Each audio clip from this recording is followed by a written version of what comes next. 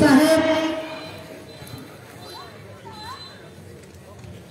তার মূল্যবান বক্তব্য পেশ করার জন্য বিশেষভাবে অনুরোধ করেন। শেষ করে না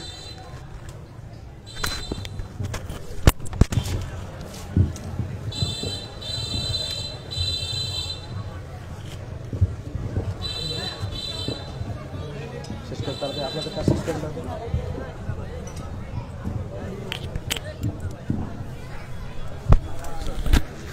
আচ্ছা এটা গোছা এখানে রাখে দাও, যদি না করতে এখানে গোছা রাখে দাও।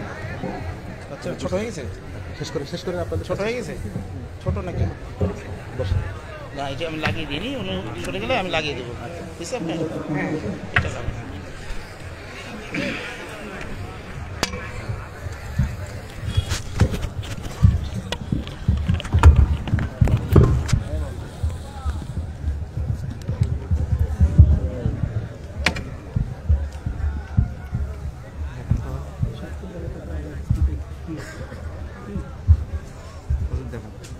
أنا متخرج من الجامعة الإسلامية। ঠিক আছে,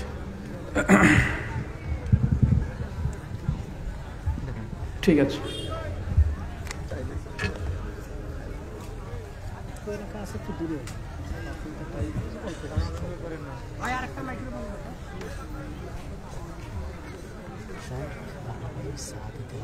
কিচ্ছু লাগবে না, ঠিক আছে।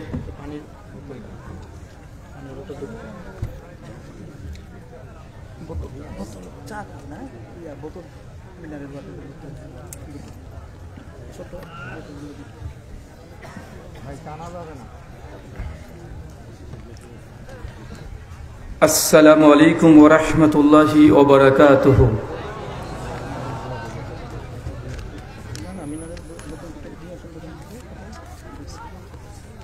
إن الحمد لله نحمده ونستعينه ونستغفره ونعوذ بالله من شرور أنفسنا ومن سيئات أعمالنا من يهده الله فلا مضل له ومن يضلل فلا هادي له وأشهد أن لا إله إلا الله وحده لا شريك له وأشهد أن محمدا عبده ورسوله أما بعد فإن خير الحديث كتاب الله وخير الهدي هدي محمد صلى الله عليه وسلم وشر الأمور محدثاتها وكل محدثة بدعة وكل بدعة ضلالة وكل ضلالة في النار أعوذ بالله السميع العليم من الشيطان الرجيم من همزه ونفخه ونفسه يا أيها الناس اتقوا ربكم الذي خلقكم من نفس واحدة وخلق منها زوجها وبث منهما رجالا كثيرا ونساء واتقوا الله الذي تساءلون به والأرحام إن الله كان عليكم رقيبا يا أيها الذين آمنوا اتقوا الله وقولوا قولا سديدا يصلح لكم أعمالكم يغفر لكم ذنوبكم ومن يطع الله ورسوله فقد فاز فوزا عظيما قال رب اشرح لي صدري ويسر لي أمري واحلل عقدة من لساني يفقهوا قولي ربي زدني علما وزدني فهما। সমস্ত প্রশংসা সেই মহান সত্তা আল্লাহ সুবহানাহু ওয়া তাআলার জন্য, যিনি আমাদের সৃষ্টি করেছেন। শুধুই সৃষ্টি করেননি, এই পৃথিবীতে সহস্র কোটি মাখলুকাত সৃষ্টি করার পরেও যিনি আমাদের এই মানব জাতিকে সর্বশ্রেষ্ঠ জাতি, সর্বশ্রেষ্ঠ মাখলুকাত এবং সর্বশ্রেষ্ঠ নবী মুহাম্মদে আরবি সাল্লাল্লাহু আলাইহি ওয়াসাল্লামের উম্মত হিসেবে প্রেরণ করেছেন সেই মহান সত্তা আল্লাহ সুবহানাহু ওয়া তাআলার সংক্ষিপ্ত শুকরায় সুজুদ আদায় করি। তার নিজেরই শেখানো ভাষা দিয়ে সকলে এক বাক্যে পড়ি আলহামদুলিল্লাহ। ঐতিহ্যবাহী জমচওড়া আহলে হাদিস জামি মসজিদের এবং কবরস্থানের উন্নতি কল্পে এবং উদ্যোগে আজ 31শে ডিসেম্বর 2024 আজিমুশান ওয়াজ মাহফিল, আজকের এই আলোচনা সভাটিকে সফল করার জন্য যারা সার্বিক দিক থেকে সাহায্য এবং সহযোগিতা করেছেন তাদের প্রত্যেকের নাম স্বতন্ত্রভাবে নিয়ে শুকরিয়া আদায় করা সম্ভব নয়। তারপরেও আজকের আলোচনা সভার সভাপতি সাহেব এবং সহসভাপতি, অতিথি এবং বিশেষ অতিথি সহ দূর দূরান্ত থেকে যেসব দিনী ভাই এবং বোনেরা আলোচনা শ্রবণের উদ্দেশ্যে একত্রিত হয়েছেন, আল্লাহ সুবহানাহু ওয়া তাআলা তুমি তাদের প্রত্যেকের নেক নিয়াত এবং নেক আমলগুলোকে কবুল করে নাও, সকলে পড়ি আমিন। মহান সত্তা আল্লাহ সুবহানাহু ওয়া তাআলার কাছে দোয়া, এই প্রার্থনা আল্লাহ সুবহানাহু ওয়া তাআলা আজকের এই আলোচনার সভাটিকে সফল করার জন্য যারা সার্বিক দিক থেকে সাহায্য এবং সহযোগিতা করেছেন, বিশেষ করে অর্থ, শ্রম, মেধা, দোয়া এবং পরামর্শ দিয়ে আল্লাহ সুবহানাহু ওয়া তাআলা তুমি তাদেরও নেক নিয়াত এবং নেক আমলগুলোকে কবুল করে নাও, সকলে পড়ি আমিন। সম্মানিত সুধী, বাদ মাগরিব থেকেই বিভিন্ন আলোচক তারা পবিত্র কোরআনুল কারীম এবং হাদিসে মুবারাকা থেকে অনেক গুরুত্বপূর্ণ আলোচনা আপনাদের সামনে পেশ করেছেন। আজকের এই আলোচনা সভার অন্তিম লগ্নে আপনাদের সামনে উপস্থিত হয়েছি নির্দিষ্ট একটি বিষয়ের উপরে আলোকপাত করার জন্য। আজকে যে বিষয়ে সংক্ষিপ্ত গুরুত্বপূর্ণ আলোচনা করব, আজকের আলোচ্য বিষয় যে আমলে জান্নাতে ঘর পাওয়া যায়। কি বললাম বলেন তো? আরো জোরে বলেন। যে আমলগুলো করলে জান্নাতে ঘর পাওয়া যায়। কেননা আমরা যেহেতু মুসলিম, আর মুসলিম হোক আর অমুসলিম হোক, অথবা অ্যাথিস্ট নাস্তিক হোক, প্রত্যেক মানুষের একটা কমন বিশ্বাস, আর বিশ্বাস না এটাই চিরন্তন সত্য কথা যে আজকে আমরা দুনিয়াতে আছি, একদিন আমরা দুনিয়াতে থাকবো না। মৃত্যু অনিবার্য সত্য কথা। আগামীকাল পশ্চিম দিকে সূর্য না ডুবতেও পারে, আবার পূর্ব দিকে সূর্য উদিত না হতেও পারে, কিন্তু মানুষের যে মৃত্যু নিশ্চিত, এটা নিয়ে কোনো সন্দেহ আছে? কোনো সন্দেহ নেই। আর যেহেতু সন্দেহ নেই, আর এই দুনিয়াটা জাস্ট আমরা ক্ষণস্থায়ী কিছু দিনের জন্য এসেছি, নির্দিষ্ট দিনটাকে কোনো কন্ট্যাক্ট করে আমরা আসিনি যে আমি 60 বছরই বাঁচবো, বা আমি 25 বছর বাঁচবো, বা 110 বছর বাঁচবো। কেউ কি কন্ট্যাক্ট করেছি? আমরা কি জানি যে আগামীকাল 2025 খ্রিস্টাব্দ আসছে? আজকে চলছে 2024, কয়েক ঘন্টা পরেই 2025 পড়ে যাবে। আমরা 2025 দেখতে পাবো, এরকম কোনো কন্ট্যাক্ট আছে আমাদের? আমরা জানি 1 সেকেন্ড পরে কি ঘটতে পারে, এটা কি আমাদের জানা? তাও নেই। তার মানে আমাদের দুনিয়া, এই দুনিয়ার সৃষ্টি জগতের মধ্যে অধিকাংশ নয়, সমস্ত কিছুই আমাদের অজানা, আমাদের স্বল্প জ্ঞান দেওয়া হয়েছে। ঘটে যাওয়ার পরেই আমরা কোনো জিনিস ঘটলো এটাকে আমরা অনুধাবন করতে পারি, তার আগে আমরা কিছুই বুঝতে পারি না। দেখবেন অনেক সময়তে সুন্দর করে বাড়িতে রান্না করেছে স্ত্রী, আপনি খাবেন, খাবার টেবিলে খাবারও দেওয়া হয়েছে, আপনি খেতেও বসেছেন, ভাত মাখা হয়ে গেছে, আপনি মুখে দেবেন, হাত উঠে পড়েছে, তারপরে এমন কোন ইনসিডেন্ট, ঘটনা আপনার জীবনে ঘটে যায় যে মুখে দেওয়ার এই সময় মাত্র কয়েক সেকেন্ড, কিন্তু তারপরে ওই ভাতটাকে কোনো ক্রমে আমাদের দেখাচ্ছে ভেতরে যায় না, হাতটাকে নিচে নামিয়ে নিতে হয়। হয় কি হয় না? কথা বলেন। তার মানে আমাদের জীবনের সামনে কি ঘটবে, একটা সেকেন্ড আগে কি ঘটতে পারে, এটা আমাদের জানা নেই। তারপরেও আমরা মানুষ, আমরা এত জেদি এবং আমরা এত অহংকারী, নিজেদের জীবনকে নিয়ে আমরা অনেক সফলতার চিন্তা আমরা করি, অনেক কিছু করি, কিন্তু আমাদের নিজেরই একটা সেকেন্ড পরে কি হতে পারে এটা আমাদের জানা নেই। তবে যেটা সত্য, মৃত্যু অনিবার্য সত্য কথা। আচ্ছা, কখনো দেখেছেন এমন কোনো মানুষকে যে মৃত্যুবরণ করছে সিজদারত অবস্থায়? কতই না চমৎকার মৃত্যু তার। সিজদা অবনত আছে, কিন্তু আল্লাহ সুবহানাহু ওয়া তাআলা তার মৃত্যু নিয়ে নিচ্ছে। আবার অনেক মানুষকে দেখবে মৃত্যুবরণ করছে কোরআন মাজিদ পাঠ করতে করতে, দোয়া জিকির আজকার তাসবিহ তাহলিল ইস্তেগফার করতে করতে মরে যাচ্ছে। ধরা যেতে পারে এইসব ব্যক্তিরাই ইহকালও সফল, পরকালও সফল। আবার অনেক মানুষকে দেখবে মৃত্যুবরণ করছে জেনা করতে করতে, জেনার মুহূর্তে আছে, একই সঙ্গে জয়েন্ট অবস্থায় আছে, আল্লাহ সুবহানাহু ওয়া তাআলা মৃত্যু দিয়ে দিচ্ছে। অনেককে দেখবেন মারা গেছে মদের বোতলটাকে হাতে নিয়ে, বা মদ পান অবস্থায় অ্যাক্সিডেন্ট দুর্ঘটনায় মৃত্যুবরণ করছে। করছে কি করছে না? করছে। মানে মানুষের মৃত্যু কখন কিভাবে ঘটবে এটা কেউ জানে না, এটা কেউ বেঁধে রাখতে পারে না যে আমি আর একটা সেকেন্ড অতিরিক্ত বাঁচবো। কিন্তু আমরা সকলেই বাঁচতে চাই কি চাই না? আমরা সকলেই বাঁচতে চাই, সকলে আরো বেশি বাঁচতে চাই। যার বয়স 80 সেও চায় আমি যেন আরো কিছুদিন বাঁচতি, আমি আরো কিছুদিন জানে এই দুনিয়াতে উপভোগ করতে পারি। কখনো মৃত লাশকে গোসল দিয়েছেন? দেখবেন আপনার সবচাইতে আদরের ভালোবাসার, যাকে আপনি পছন্দ করতেন, ভালোবাসতেন, সে মানুষটাও যদি মারা যায়, সে মৃত লাশটাকে একটা রাত একাই যদি আপনাকে বলা হয় যে পাহারা দিতে দেবে, মৃত লাশ আপনার ভালোবাসার মানুষ কিন্তু মারা গেছে, এই মৃত লাশটা কত যে ভয়ঙ্কর হতে পারে, আপনার হৃদয়ে ভয় ভীতি সেই সময় কাজ করে না? মৃত মানুষ আপনার বাবা হতে পারে, আপনার স্ত্রী হতে পারে, আপনার কলিজার টুকরোর সন্তান হতে পারে, কিন্তু মানুষটা যদি মারা যায়, ওকে একটা রাত আপনাকে যদি বলা হয় যে আপনি আজকে বাড়ির বারান্দায়, আপনার বাড়ির বারান্দায় আপনি একটু পাহারা দেন, মৃত লাশটাকে দেখে আপনি ভয় পাবেন, এটা হচ্ছে চিরন্তন বাস্তব সত্য কথা।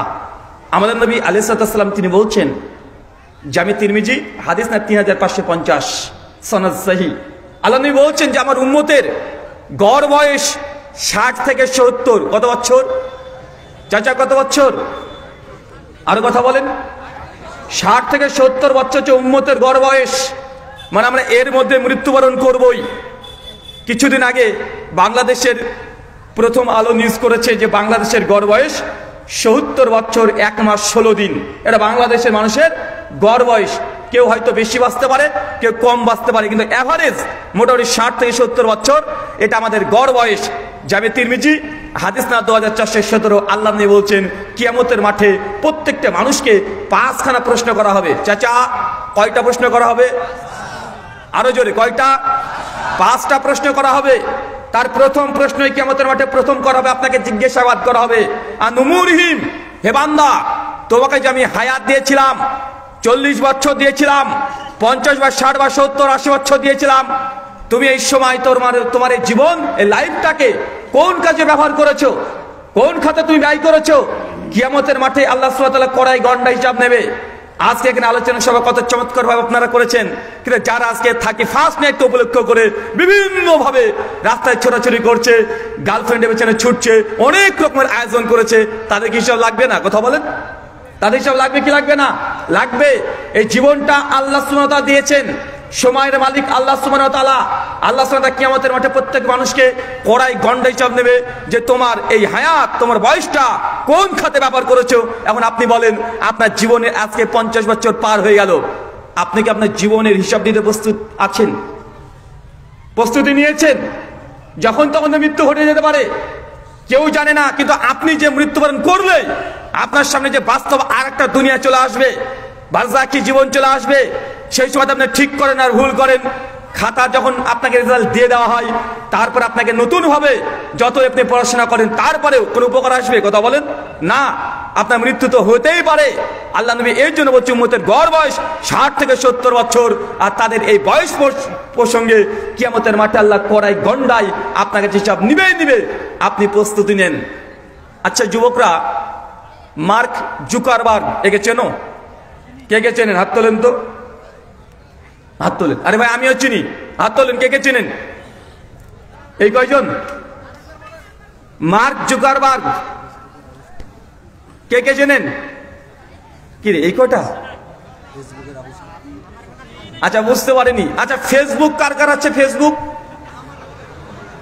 আরে হ্যাঁ ভাই, 2 হাত তোল। কি রে কথা শোনেন এরা? মাশাআল্লাহ অনেকে আছে। চাচা মার্ক জুকারবার্গ হচ্ছে ফেসবুককে তৈরি করেছে। 2004 সালে ফেব্রুয়ারি মাসে মার্ক জুকারবার্গ ফেসবুককে ব্যবসায়িকভাবে গোটা বিশ্বজুড়ে ছড়িয়ে দিয়েছে। মার্ক জুকারবার্গ কিছু থেকে টুইট করে জানিয়েছে যে তার উদ্দেশ্য ছিল গোটা বিশ্ব জগতের যত মানুষ আছে সমস্ত মানুষের ডাটা, তাদের তথ্য তাদের হাতে রাখা। কি রাখা বলেন তো? প্রত্যেকটা মানুষের তথ্য তাদের জন্য হাতে থাকে। এই জন্য মার্ক জুকারবার্গ তিনি ফেসবুককে আবিষ্কার করেছেন। কয়েকদিন আগে টুইট করে জানিয়েছেন এই গোটা বিশ্ব জগতে টোটাল 800 কোটি মানুষ আছে। কত কোটি? 800 কোটি মানুষ। আর 800 কোটি মানুষের মধ্যে প্রায় 500 কোটি ফেসবুক প্রোফাইল বর্তমান বিশ্ব জগতের মানুষ খুলে ফেলেছে। মানে 60% ডাটাবেস এখন মার্ক জুকারবার্গের হাতে আছে। মানে আপনার তথ্য তার কাছে আছে না নাই? আপনি কখন কোথায় যাচ্ছেন, কোথায় আছেন, পুরোটা লোকেশন তাদের হাতে আছে না নাই? আচ্ছা বলেন তো, মার্ক জুকারবার্গ কে, কোন ধর্মের অনুসারী? কোন ধর্মের অনুসারী? খ্রিস্টান নয়, ইহুদি। কোন ধর্মের? ইহুদি ধর্মের। আমরা যে ইহুদিদের বিরুদ্ধে সবসময় বলি, মুসলমানকে কেউ যদি ইহুদি বলে সে যতটা রাগে, তাকে যদি তার মা বা বাবা তোলে যদি গালিগালাজ করে তারপর এতটা রাগে না। রাগে কথা বলেন? মানে কাউকে যদি রাগে দিতে হয় শুধু বলবেন তুই একটা ইহুদি, মুসলমানরা রেগে যায় না? রেগে যায়। অথচ ইহুদি তিনি ফেসবুকে আবিষ্কার করেছে। মুসলমান আমরা মাঝে মধ্যে বিভিন্ন জিনিস বয়কট করি, যে ইহুদিদের পণ্য বয়কট, ইহুদিদের ওই পণ্য বয়কট, কোকাকোলা, পেপসুডেন্ট বা অন্য কিছু দ্রব্য আমরা বয়কট করছি না? আমরা মুসলমান বয়কট করছি। আবার কোথায় বয়কট করছি? ফেসবুক। ফেসবুকের মালিককে? ওটা ইহুদি। ওটা কে? কথা বলেন? মানে ফেসবুকে আমি স্ট্যাটাস দিচ্ছি যে ইহুদিদের পণ্য বয়কট করুন, ইহুদিদের এই পণ্য নেবেন না, এই পণ্য নেবেন না। আমরা প্রচারও করছি, আবার যেই মাধ্যমে প্রচার করছি সেটার মালিককে? ওটা ইহুদি। মানে গোটা বিশ্ব জগতে ইহুদিরা এমন ভাবে দখল করে রেখেছে যে আপনি চাইলেও বর্তমানে প্রেক্ষাপটে তাদের হাত থেকে আপনি বেরিয়ে যেতে পারবেন না। আচ্ছা গোটা বিশ্ব জগতে মুসলমান কতগুলো আছে? কতজন? আচ্ছা আমার কথা বুঝতে পারছেন? হ্যাঁ, কত কোটি? মুসলমান আছে 170 থেকে 180 কোটি। টাইমস অফ ইন্ডিয়া 2015 সালের 13 অক্টোবর পৃষ্ঠা নাম্বার 19-এ তারা জানিয়েছে মানুষ আছে 800 কোটি, খ্রিস্টানরা আছে 220 কোটি, মুসলমান 170 থেকে 180 কোটি, হিন্দু আছে 120 থেকে 130 কোটি। বলেন তো ইহুদি কত আছে? হ্যাঁ, 200 কি বলে? 200 থেকে 220 কোটি। হ্যাঁ, গোটা বিশ্ব জগতে ইহুদি কত আছে?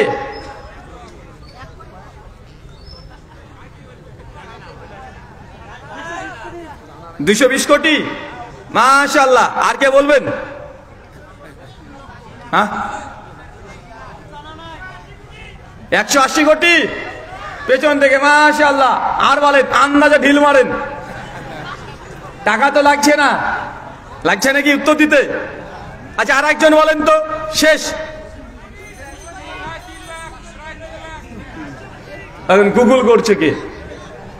গুগলে ঘাটাঘাটি করছে।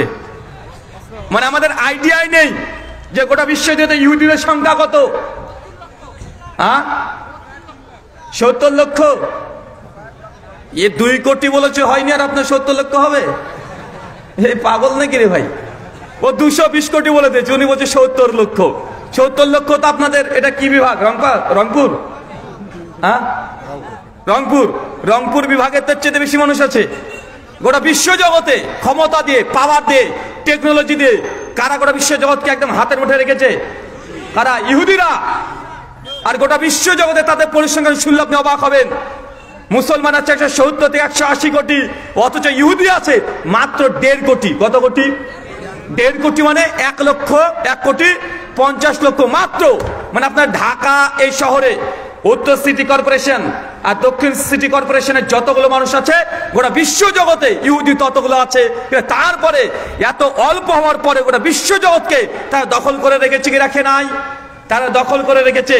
তাদের চিন্তা চেতনা, তাদের ভাবনা, গোটা বিশ্ব জগৎ তারা যেটা চিন্তা করে বিশ্বজগৎ সেইভাবে চিন্তা করতে তারা বাধ্য করে দেয়। মানে আপনি যদি চান যে ইহুদিদের খপ্পর থেকে বেরোবেন, আপনি বেরোতে পারবেন না। আজ সকালবেলায় ঘুম থেকে ওঠেন, ঘুম থেকে উঠে আপনি যদি মনে করেন একটু ব্রাশ করব, বলেন তো, বা কলগেট, ব্রাশ, পেপসুডেন্ট এগুলো ব্যবহার করেন, এগুলো মালিককে? পেপসোডেন্টের মালিক কে? পেপসোডেন্ট কোম্পানি মালিক একজন ইহুদি। আপনি এরপরে মনে করছেন যে না একটু টিভিটা দেখবো, টিভিতে কি দেখবেন? আপনি হুজুর মানুষ, সিনেমা তো দেখা যাবে না, আপনি ভাবছেন যে জন্তু জানোয়ার এগুলো দেখবো। এখন কোন চ্যানেল দেখেন বেশি? ডিসকভার আর ন্যাশনাল জিওগ্রাফি, মালিককে ইহুদি। আপনি বলছেন না একটু খবর দেখি, বিশ্ব জগতে কি হচ্ছে একটু খবর দেখতে চাই, কোন চ্যানেলগুলো দেখবেন? কোন চ্যানেল দেখবেন? আন্তর্জাতিক খবর পেতে হলে BBC, CNN, voice of America, ড্যানিমেন, অ্যানিমেস্টি, মালিককে ইহুদি। আপনি যদি মনে করেন যে না একটু সিনেমা দেখবো, হলিউড মুভি, কোন চ্যানেলগুলোকে বেছে নেন? এইচবিও, মালিককে ইহুদি। যদি মনে করেন যে না বাচ্চার ছেলেকে একটু কার্টুন দেখাবো, আপনার ছেলে কার্টুন দেখছে, কোন চ্যানেল দেখে? সিএন, কার্টুন নেটওয়ার্ক, মালিককে ইহুদি। পোগো, মালিককে ইহুদি। মানে আপনি যাই করেন না কেন, সকাল থেকে রাত্রি বিছানায় যাওয়া পর্যন্ত ইহুদিরা যত জিনিসকে আবিষ্কার করেছে আমরা তার সঙ্গে অতপ্রত্যভাবে জড়িত আছি না নাই? আছি। আপনি যদি হসপিটালে যান, মেডিকেল সায়েন্সের কমপক্ষে 75 থেকে 80% যন্ত্র সবকিছু আবিষ্কার করা করেছে ইহুদিরা। আল্ট্রাসোনোগ্রাফি থেকে শুরু করে যা আছে সবগুলো তাদেরই আবিষ্কার। সামনে ক্যামেরা আছে, ক্যামেরা লেন্সের মালিককে কে তৈরি করেছে? ইহুদি। মোবাইল চালাচ্ছেন মাইক্রোসফট, অ্যান্ড্রয়েড, মালিককে ইহুদি। মানে গোটা বিশ্ব জগৎকে তার রাজত্ব করছে কি করছে না? গোটা বিশ্ব জগতে রাজত্ব করছে। আপনাকে এই কথাগুলো বলার উদ্দেশ্য এটা নয়, আপনার জীবনের উদ্দেশ্য আপনাকে দেখতে হবে। আল্লাহ নবী তো আগে জানিয়ে দিয়েছেন যে কাফেরদের জন্য এই দুনিয়া হচ্ছে জান্নাত, দুনিয়াকে জয় তারা করতে পারবে, নিশ্চিত পারবে। আর মুমিনরা আছে জেলখানাতে। মুমিনরা কিসে আছে? মুমিনরা দুনিয়াতে পেছনে থাকবে, আর যারা কাফের আছে দুনিয়ার যে প্রতিযোগিতা তারা আগে যাবেই। তার জন্য এখন তারা আজকে আগে চলে গেছে, আজকে আমরা তাদের পেছন পেছন চলছি দুনিয়াবী জীবনে। কিন্তু মার্ক জুকারবার্গের শেষ পয়েন্ট এত ভয়ঙ্কর, তিনি বলছেন যে যাদের সোশ্যাল মিডিয়া আছে, Facebook, YouTube, Twitter, Instagram, WhatsApp, TikTok, বিভিন্ন সোশ্যাল মিডিয়া প্ল্যাটফর্ম যাদেরই আছে, তারা কমপক্ষে প্রতিদিন 4 থেকে 5 ঘন্টা সোশ্যাল মিডিয়ায় সময় ব্যয় করে। কত ঘন্টা? যারা আপনারা ফেসবুক বা ইনস্টাগ্রাম ব্যবহার করেন বা ইউটিউব বা রিলস বা টিকটক, 4 থেকে 5 ঘন্টা মোবাইল ব্যবহার করেন তো না বেশি করেন? বেশি করেন না? বেশি করেন। এভারেজ 4 থেকে 5 ঘন্টা। আপনি প্রতিদিন ঘুমান কত ঘন্টা? 6 ঘন্টা। হ্যাঁ, ফজর পর্যন্ত না? একটা মানুষ স্বাভাবিকভাবে 6 থেকে 7 ঘন্টা ঘুমায়, কিন্তু আপনি ঘুমান কত ঘন্টা? 8-9 ঘন্টা ঘুমান না? আচ্ছা বাদ দিলাম, 6 ঘন্টায় ধরলাম। আর ঘুমের জন্য প্রস্তুতি 1 ঘন্টা আগে থেকে নিতে হয় কি হয় না? ঘুম থেকে উঠে আবার 1 ঘন্টা প্রস্তুতি আছে না নাই? মানে ঘুম পারপাসে প্রতিদিন 8 ঘন্টা সময় ব্যয় করছেন। কত ঘন্টা? 8 ঘন্টা। আর প্রতিদিন 5 ঘন্টা ফেসবুক বাদ দেন, 4 ঘন্টা ধরেন, তাহলে 8 ঘন্টা 4 ঘন্টা কত ঘন্টা হলো? 12 ঘন্টা। একদিন কত ঘন্টায়? 24 ঘন্টায়। তার মানে বোঝা গেল প্রতিদিন 12 ঘন্টা আপনার ঘুমে আর সোশ্যাল মিডিয়াতে অনর্থক প্রতিদিন আপনি নষ্ট করছেন। আল্লাহ হায়াত যদি আপনাকে 60 বছর দেয়, আগে আপনার অর্ধেক করে নেন, মানে 30 বছর আগে বাদ। কেন? সোশ্যাল মিডিয়া আর ঘুমের কারণে মাত্র 30 বছর আছে। এখানে যাদের বয়স 30 পার করেছেন, হাদিসের আলোকে আপনি আর মাত্র 30 বছর বাঁচবেন। এখন এটা যদি ধরে নিই তো আপনার হায়াত আসলে 30 বছর না, আসলে আপনার হায়াত হচ্ছে মাত্র 15 বছর। কেন? 15 বছর তো ঘুমাবেন, আর 15 বছরের মধ্যে আপনি তো সোশ্যাল মিডিয়া প্ল্যাটফর্ম ব্যবহার করবেন। মাত্র আমাদের হাতে আছেন কত ঘন্টা? কথা বলেন, সরি কতদিন? মাত্র 30 বছর। যাদের 50 বছর হয়ে গেছে, উনি যদি বাচ্চা যদি 60 বছর, মানে 10 বছর, মানে 10 বছর না, মানে আপনার জীবনে হায়াত যা পেয়েছেন তার 50% আপনার হায়াতকে আপনাকে ধরে নিতে হবে। আর আল্লাহ সুবহানাহু ওয়া তাআলা কিয়ামতের মাঠে প্রত্যেক মানুষকে তার এই সময় কোন খাতে ব্যবহার করেছে তার জিজ্ঞাসা করবে। আপনাকে জবাব দেওয়ার জন্য প্রস্তুতি থাকতে হবে। আল্লাহ সুবহানাহু ওয়া তাআলা আমাদের প্রত্যেককে কিয়ামতের মাঠে এই প্রশ্নের সঠিক জবাব দেওয়ার মতো তুমি তৌফিক দান করো। সকলে বলি আমিন, আমিন। আলোচ্য বিষয়, যে আমলে জান্নাতে ঘর পাওয়া যায়। আচ্ছা বলেন তো, জান্নাতে যে ঘর পাওয়া যায় এটা বিশ্বাস করেন? জান্নাত আছে এটা বিশ্বাস করেন? জাহান্নাম আছে বিশ্বাস করেন, কবরের আযাব হয় এটা বিশ্বাস করেন। অনেক মানুষের কাছে যখন কবরের আযাব নিয়ে আমরা আলোচনা করি, জান্নাতের বর্ণনা নিয়ে আলোচনা করি, জাহান্নামের ভয়াবহতা নিয়ে আলোচনা করি, এক শ্রেণীর মানুষ আছে অ্যাগনস্টিক সংশয়বাদী, তাদের অভিযোগ, আরে হুজুর আপনি কি দেখে এসেছেন নাকি মরার পরে যে কে জান্নাত গেছে আর কে জাহান্নামে গিয়েছে? কবরে আযাব হয় কে বলেছে? কে দেখে এসেছে? প্রমাণ কি? ভাই এমন প্রশ্ন করে কি করে না? আমি একদিন আলোচনা করছি, আলোচনার শেষে প্রশ্নোত্তর পর্ব আজকেও থাকবে, আজকে আলোচনার শেষে প্রশ্নোত্তর পর্ব থাকবে। আমি যে আলোচনাগুলো করব আপনি চাইলে এই বিষয়ের উপরে বা বিষয়ের বাইরে আপনি প্রশ্ন করতে পারবেন ইনশাআল্লাহ। কারণ আমিও মানুষ, আমার দ্বারা ভুল হতে পারে কি পারে না? কথা বলেন, ভুল হতে পারে না? ভুল হতে পারে।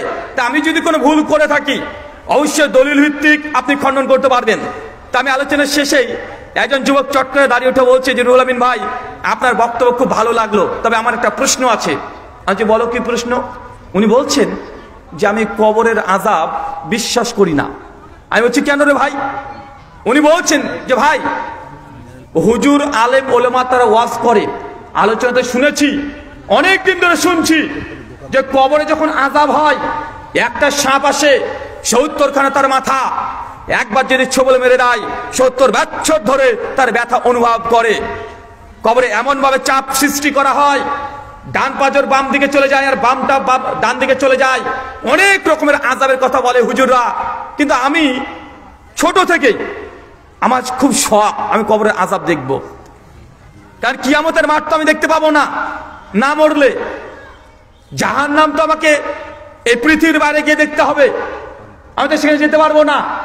জান্নাত আমি এখন যেতে পারছি না, না মরলে। কিন্তু কবর তো দুনিয়াতেই আছে, দুনিয়াতে আছে না? এই যে কবর তো দুনিয়াতে আছে, আর কবর আযাব হয়, হুজুররা বক্তব্য দেয়। তো আমার ইচ্ছে ছিল আমি কবরের আযাব দেখব।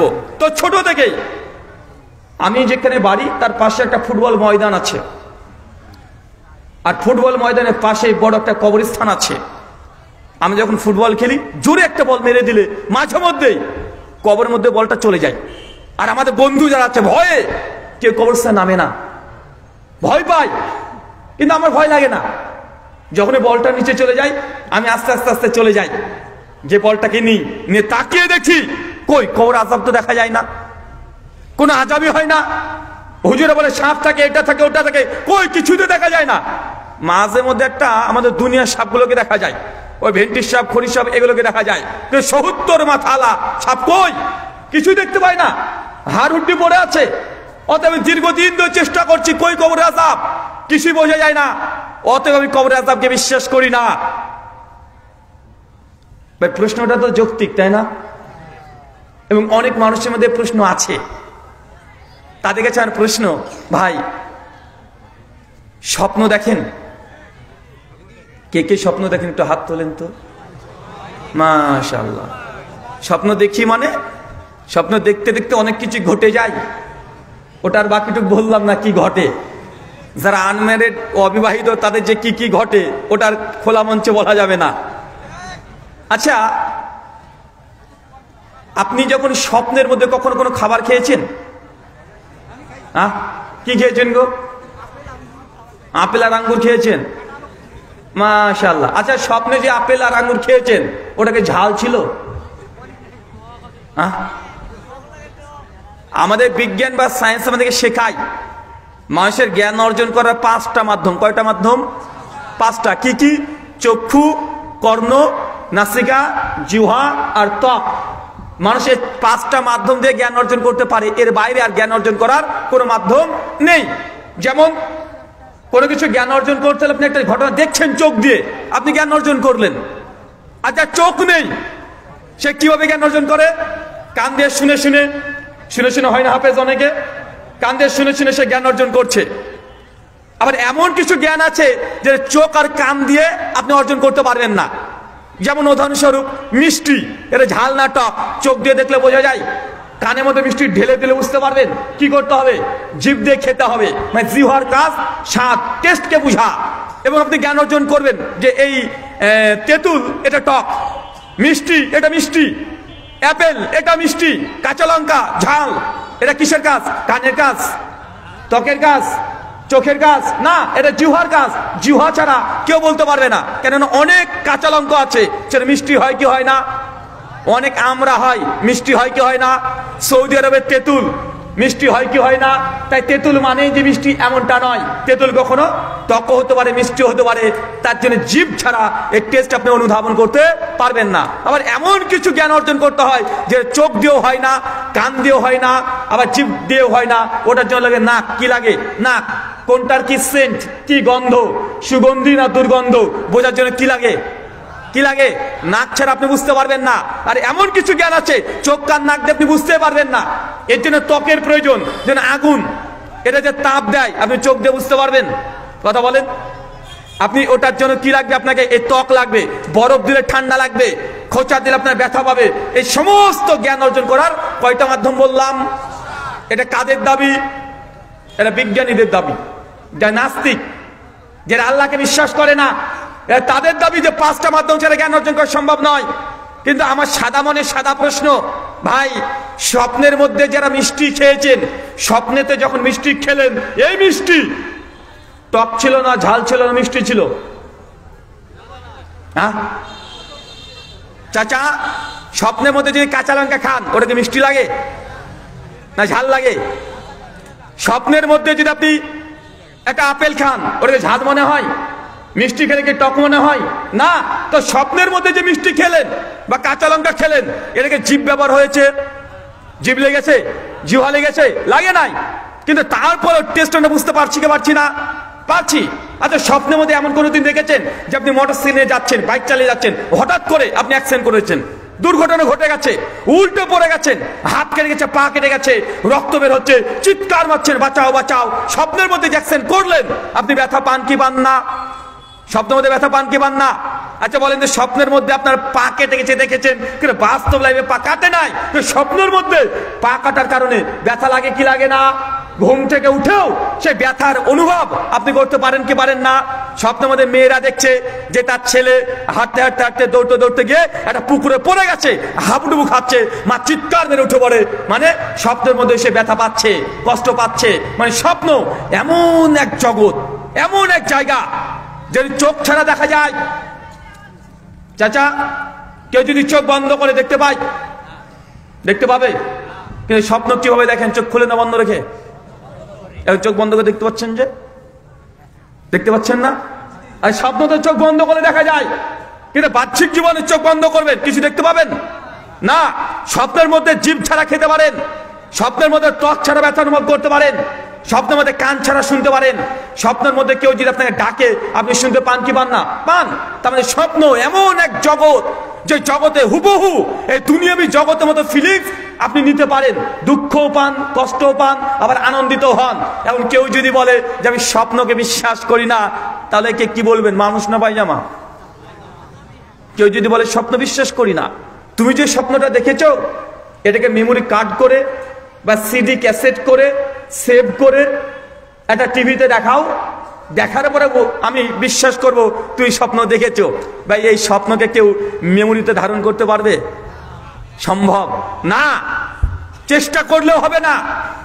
তাই কেউ যদি বলে যে আপনি স্বপ্নকে বিশ্বাস করি না, তাহলে এই যেমন পাগল, ঠিক একই ভাবে একজন ব্যক্তি যদি কবরের আযাবকে যদি অস্বীকার করে দেয়, কবরের আযাবকে যদি অস্বীকার করে, যদি বলে না কবরের আযাব দেখা যায় না, তা বিশ্বাস করি না, কবরের আযাব হয় এটাকে প্রমাণ দাও, আমরা একই উত্তর দিই। দেখা যাচ্ছে আপনি বাড়ির বিছানায় ঘুমিয়ে আছেন, আপনার স্ত্রী ওই চৌকির উপরে খাটের উপরে বসে টিভি দেখছে, স্বপ্নের মধ্যে আপনি দেখছেন যে কেউ আপনাকে মারছে, কেউ তাড়ছে, আপনি চিৎকার মারছেন, বাঁচাও বাঁচাও করে চিৎকার মারছেন, দৌড়ে পালাচ্ছেন কিন্তু দৌড়াতে পারছেন না, চিৎকার মারছেন, কেউ শুনতে পাচ্ছে না, স্বপ্নের মধ্যে আপনাকে মারছে, ব্যথা পাচ্ছেন। কিন্তু আপনার স্ত্রী যদি ওই খাটে আপনার পাশেই বসে থাকে আর টিভি দেখে, আপনার স্ত্রী বুঝতে পারবে যে আপনাকে কখন মারছে, আপনি কষ্ট পাচ্ছেন, আপনি ব্যথা পাচ্ছেন, কিন্তু আপনি পাচ্ছেন কি পাচ্ছেন না? স্বপ্নের মধ্যে পাচ্ছেন, কিন্তু আপনি স্ত্রী যদি তাকিয়ে রাখে এইভাবে, তারপরে বুঝতে পারবে? বুঝতে পারবে না। তাই স্বপ্ন আর কবরের আযাব অনেকটা সিমিলার। যাকে আযাব দেওয়া হচ্ছে কবরে, সেই বুঝতে পারবে। আপনি যতই চেষ্টা করেন না কেন, যত সিসি ক্যামেরা লাগিয়ে দেন, মাইক্রো যন্ত্রগুলো লাগিয়ে দেন, তারপর যে মাসে পরে আযাব হচ্ছে এটা বোঝা সম্ভব নয়। একজন আবার বুদ্ধি বের করে বলছে যে হুজুর, এই কবে নবী আদম দুনিয়া থেকে চলে গেছে?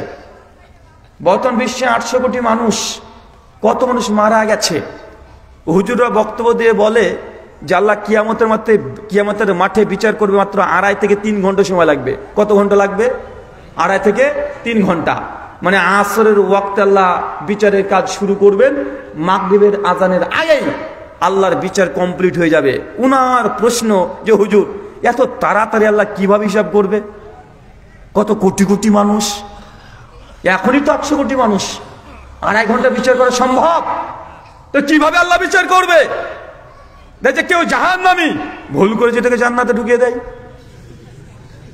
ও মনে করছে আপনাদের ওই পাড়ার মেম্বার আছে, ওরকম বিচারক আল্লাহকে। বলছে একজন যে জাহান্নামী হয়, কিন্তু এত দ্রুত হিসাব করার কারণে আল্লাহ যদি তাকে জান্নাতে দিয়ে দেয়, আর জান্নাত থেকে যদি জাহান্নামে দিয়ে দেয়। আমার সাদা মনে সাদা প্রশ্ন, আমি সাদা মনে আমার কাদা নেই ভাই, তাই আপনাদের কাছে প্রশ্ন করি, একটু উত্তর দেন তো। আচ্ছা, যখন জ্বর হয়, জ্বর হয় তো আপনাদের? জ্বর হওয়া খারাপ কিছু নয়। জ্বর যদি হয়, হাদিসে মুবারাকাত আল্লাহ নবী বলছেন তোমরা জ্বরকে গালি দিও না। এই জ্বর হচ্ছে জাহান্নামের আগুন থেকে মানুষকে আল্লাহ বাঁচাতে চায়।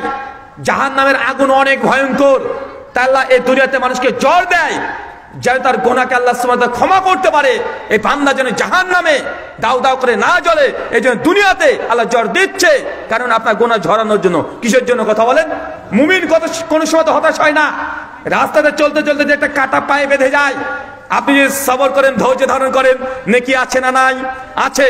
তাই যারা অসুস্থ আছেন, অসুস্থ হয়ে গেলে কখনো অধৈর্যশীল হবেন না, সবর করেন যে আল্লাহ তুমি আমাকে অসুস্থতা দিয়েছো, তুমি আর শাফি, তুমি সুস্থতা দানকারী, তোমার এই সিদ্ধান্তে খুশি। আপনি ধৈর্য ধারণ করেন, সবর করেন, তসবিহ তাহলিল জিকির আজকার করেন, ইনশাআল্লাহ এই অসুস্থতায় আপনার জন্য জান্নাতের কারণ হয়ে যাবে। করবো তো ইনশাআল্লাহ? অসুস্থতাকে গাল নয়, অসুস্থতা কে দেয়? কথা বলেন, কে দেয়? আল্লাহ সুবহানাহু ওয়া তাআলা দেয়।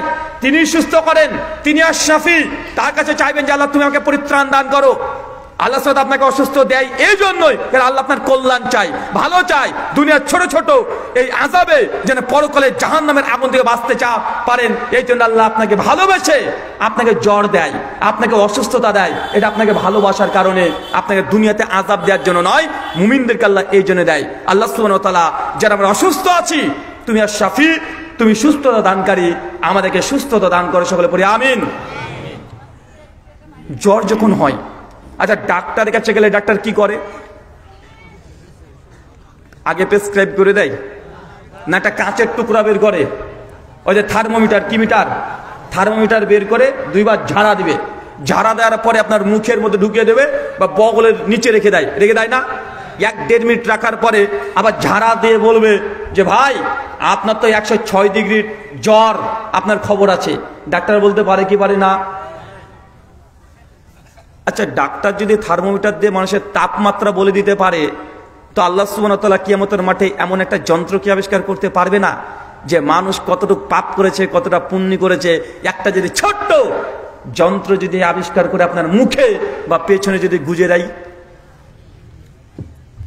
ওই যন্ত্র যদি 1 মিনিট রাখে, আর আপনি কতটা পাপ করেছেন, কতটা পুণ্য করেছেন, ওই মিটারে উঠতে পারে কি পারে না? তাই যে টুক করে উঠে পড়লো, টোটাল তুই 1,82,00,000 গুনাহ করেছিস, আর নেকি করেছিস মাত্র 1,10,000। এরকম যন্ত্র আবিষ্কার হতে পারে কি পারে না? আল্লাহ পারেন কি পারেন না? আল্লাহ পারেন, আল্লাহ করবেন, এটা বলছি না। মানে আপনার যা জ্ঞান, আমাদের জ্ঞান সীমিত। আল্লাহ সুবহানাহু ওয়া তাআলা আলিম, তিনি অসংখ্য জ্ঞানের মালিক, তিনি সমস্ত জ্ঞানের উৎস। আমাদেরকে জ্ঞান দিয়েছে সামান্য, মানে আমাদের যুক্তিবিদ্যা দিয়ে আমরা এটা বুঝতে পারি। কেন আপনি এই কথা বিশ্বাস করেন না? আল্লাহ কিয়ামতের মাঠে মিজানের পাল্লা রেখে দিয়েছেন। আল্লাহ এমন কোন প্রস্তুতি নিতে পারেন, মাত্র 1 মিনিটে আপনার বিচার করে দেওয়া সম্ভব। আপনার শরীরে আপনার যদি কোনো আল্লাহ একটা যন্ত্র ফিট করে দেয়, 1 সেকেন্ড পরে বের করে দিয়ে আপনার আল্লাহ সুবহানাহু ওয়া তাআলা বলে দিতে পারবে যে আপনি কতটা গুনাহ করেছেন, কতটা নেকি করেছেন। এটা খুব কঠিন কাজ নয়। তারপর আপনি বুঝতে পারছেন না কেন? মানুষ এমন কোনো গুনাহ নেই বা পাপ নেই বা নেকি নেই যে তার এই শরীরে মিশে নেই। আপনি চোখে জেনা করছেন, একটা মেয়ের দিকে খারাপ দৃষ্টিতে তাকালেন, এই যে দেখলেন, বলেন তো এই ডাটা, এই তথ্য আপনার শরীরে আছে না নাই? এইভাবে আপনি বুঝবেন না। যারা হোয়াটসঅ্যাপ করেন, ফেসবুক করেন, একটা মেয়েকে আপনি মেসেজ পাঠিয়ে দিয়েছেন, দেওয়ার পরে টুক করে ডিলিট করে দিলেন। আমরা করি কি করি না? আচ্ছা ডিলিট করে দিলাম, আসলে ওটাকে ডিলিট হয়? ডিলিট হয় কি? ডিলিট হয় না। ওই তথ্য, ওই ডেটাবেস হোয়াটসঅ্যাপ কোম্পানির মালিক যখন চাইবে তখন বের করে আপনাকে দেখাতে পারবে। আপনি ফোনে স্ত্রীকে গোপন করে আপনি গল্প করলেন 1 ঘন্টা অন্য কোনো মেয়ের সঙ্গে, কেউ শুনতে পায়নি, আপনি রেকর্ডও করেনি। তার অর্থ কি এই আপনার এই কথোপকথনটা রেকর্ড অন্য কেউ করেনি? এটা মোবাইল কোম্পানিতে আছে না নাই? এই রেকর্ড আছে না নাই? দুনিয়াতে যে জিনিস ঘটে যায় সে জিনিস দুনিয়াতেও ডকুমেন্টস থেকেই থাকে। ফেসবুকে মেসেজ দিয়েছেন, যতই ডিলিট করেন, মোবাইল ফরম্যাট করে দেন, মাইক্রোসফট কোম্পানি যদি চায় 1 সেকেন্ডের মধ্যে সমস্ত তথ্য, সমস্ত ডাটা রিকভারি করতে পারবে কি পারবে না? পারবে। তো মানুষ যখন শরীর দিয়ে গুনাহ করছে, একটা মানুষকে খারাপ চোখে দেখলেন, একটা মেয়ের দিকে খারাপ দৃষ্টিতে দেখেছেন, এই যে চোখ দিয়ে দেখেছেন, এই ডাটা, এই তথ্য আপনার শরীরে সব তথ্যের মতো ডকুমেন্ট হিসাবে শিরায় শিরায় আপনার মিশে থাকতে পারে কি পারে না? হাত দিয়ে হারাম জিনিসকে স্পর্শ করেছেন, এই যে আপনার হাতে ফিঙ্গারপ্রিন্ট, আপনি যখন কোনো জায়গাতে যাচ্ছেন, স্কুলে এখন আপনি ঢুকবেন, এখন ফিঙ্গারপ্রিন্ট লাগে কি লাগে না? এই যে ফিঙ্গারপ্রিন্ট আপনার মতো দুনিয়াতে পৃথিবীতে আর কারো সেম ফিঙ্গারপ্রিন্ট হয় না। তার মানে বুঝতে হবে হাত দিয়ে কোনো যদি গুনাহ পাপ করেন আপনার শরীরে মিশে আছে না নাই? পা দিয়ে খারাপ জায়গায় যাচ্ছেন, কান দিয়ে খারাপ জিনিস শুনেছেন, জিহ্বা দিয়ে হারাম জিনিস খেয়েছেন, যা করছেন, চাই গুনাহ করেন চাই নেকি করেন, সব এই 3.5 হাত শরীরে মিশে থাকে কি থাকে না? থাকে। কিয়ামতের মাঠে আল্লাহ সুবহানাহু ওয়া তাআলা আপনার গুনাহ, আপনার পাপ, নেকি, এটা 1 সেকেন্ড আল্লাহর সময় লাগার কথা না। আল্লাহ নিবেন এটা ভিন্ন কথা, কিন্তু লাগার কথা নয়।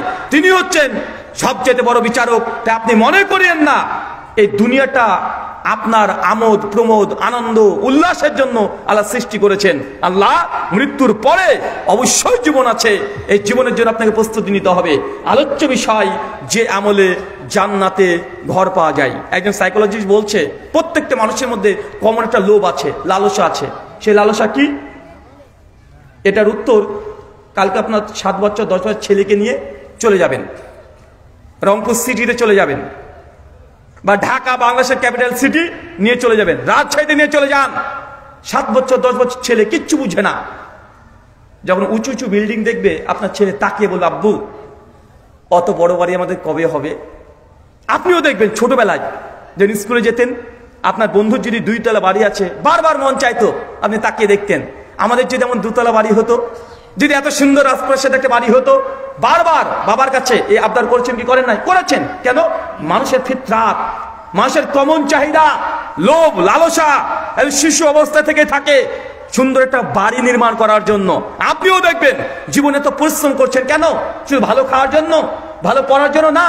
এবছর আপনার বাড়িতে ঝড়ে টিন উড়ে গেছে, আপনি পরিকল্পনা করছেন আগামী বছর একটু পাকা বাড়ি দিয়ে দেবো। পরের বছর পাকা বাড়ি দিয়েছেন, তারপরে মনে হচ্ছে যে না এটি যদি প্লাস্টার করতে পারতাম, পরের বছর প্লাস্টারও করেছেন, এরপর আবার চাহিদা বাড়বে যে একটু প্রাচীর দিতে পারতাম, প্রাচীর হয়ে গেছে, যে রং করতে পারতাম, রং হয়ে গেল, যদি একটু টাচ করতে পারতাম, টাচ হয়ে গেল। মানুষের সারা জীবনের স্বপ্ন সুন্দর একটা এই দুনিয়াতে বাড়ি তৈরি করবে। ভাই বলেন তো এটা আছে না নাই? এই লালসা আছে না? সবার আছে। এই জন্য তো সকালবেলাতে কনকনে ঠান্ডা, শীত, আপনি কম্বল ছেড়ে দিয়ে দোকানে বসে আছেন কেন? একটু বেশি ইনকাম করবেন, রোজগার করবেন। কারণ আপনার স্বপ্ন যে আপনি সুন্দর বাড়ি নির্মাণ করবেন। আল্লাহ সুবহানাহু ওয়া তাআলা তিনিও তার জন্য আমাদের জন্য প্রস্তুত রেখে দিয়েছেন। মৃত্যুর পর আপনি জান্নাতে ঘর পাবেন, কিন্তু দুনিয়াতে এই ঘর তৈরি করার জন্য যত পরিশ্রম করেন এত পরিশ্রম করা লাগবে না, সামান্য পরিশ্রম করতে হবে। ইনশাআল্লাহ রাজি আছি তো? 3 জন ব্যক্তি কোরআনে হাদিসে সহিহ সনদে পাওয়া যায় যারা আগে থেকে মৃত্যুর আগেই জান্নাতে ঘর পেয়ে গেছে। আর আমাদের নবী জানিয়ে দিয়েছেন। কয়জন ব্যক্তি বললাম? কেউ বলতে পারবেন তাদের নাম? 1 জন। আর চাচা প্রশ্ন বুঝতে পেরেছেন? 2 জন। 3 জন ব্যক্তি জান্নাতে ঘর পাবে, বরং পেয়ে গেছে। মৃত্যুর আগে, জান্নাতে মরার আগে তাদের চোখের সামনে তুলে ধরা হয়েছিল সেই ঘরগুলো। তা দেখে নিয়েছে অলরেডি যে জান্নাতে তার জন্য ঘর রেডি আছে। কোরআন হাদিস ঘেটে সহিহ সনদে 3 জনের নাম পাওয়া যায়। আপনার 2 জন বাদে আর কেউ আছে? আপনি বলতে পারবেন? আচ্ছা আপনি বলেন তো, পেছন থেকে আগে ধরবো, সামনে গেলে ভালো হয়। এক আসিয়া, ওই পেছন থেকে আবার টুকলি দিচ্ছে। সুমাইয়া, বেলাল, সুমাইয়া, মাশাআল্লাহ। আপনি কি বলেন? আসিয়া, আসিয়া, সুমাইয়া, বেলাল, মাশাআল্লাহ। আপনার উত্তর একবারে ভুল। আর কে আছে এখান থেকে? পেছন থেকে বলেন, কে আছেন? 50-এর উপরে বয়স কার আছে? 50। চাচা, চাচা ওঠেন তো, এই লোককে তো খুঁজছি, এই যে লালদারি, ওঠেন। চাচা বয়স কত? 60। মাশাআল্লাহ। চাচি আছে? মাশাআল্লাহ। বলেন তো চাচা, এখন উত্তরই হয়নি, বসে পড়ে। বলেন 3 জনের নাম। আলী রাদিয়াল্লাহু তাআলা আনহু 1। ও আনাস বলেছেন? আনাস 1, আনাস বিন মালিক 2, আবু বকর সিদ্দিক মাশাআল্লাহ 3, হযরত আলী বিন আবি তালিব মাশাআল্লাহ 3টে বলে দিয়েছে, আলহামদুলিল্লাহ। 3টে একদম ভুল। চাচা বসেন। আচ্ছা আর কেউ আছে? আপনি বলবেন দেখি। এই ইয়াংরা উঠবে না, কমপক্ষে 40-এর উপরে। ওয়ালাইকুম আসসালাম। বলেন। 1 আমাদের শেষ নবী, 1, 2 বেলাল বিন রওয়া, 3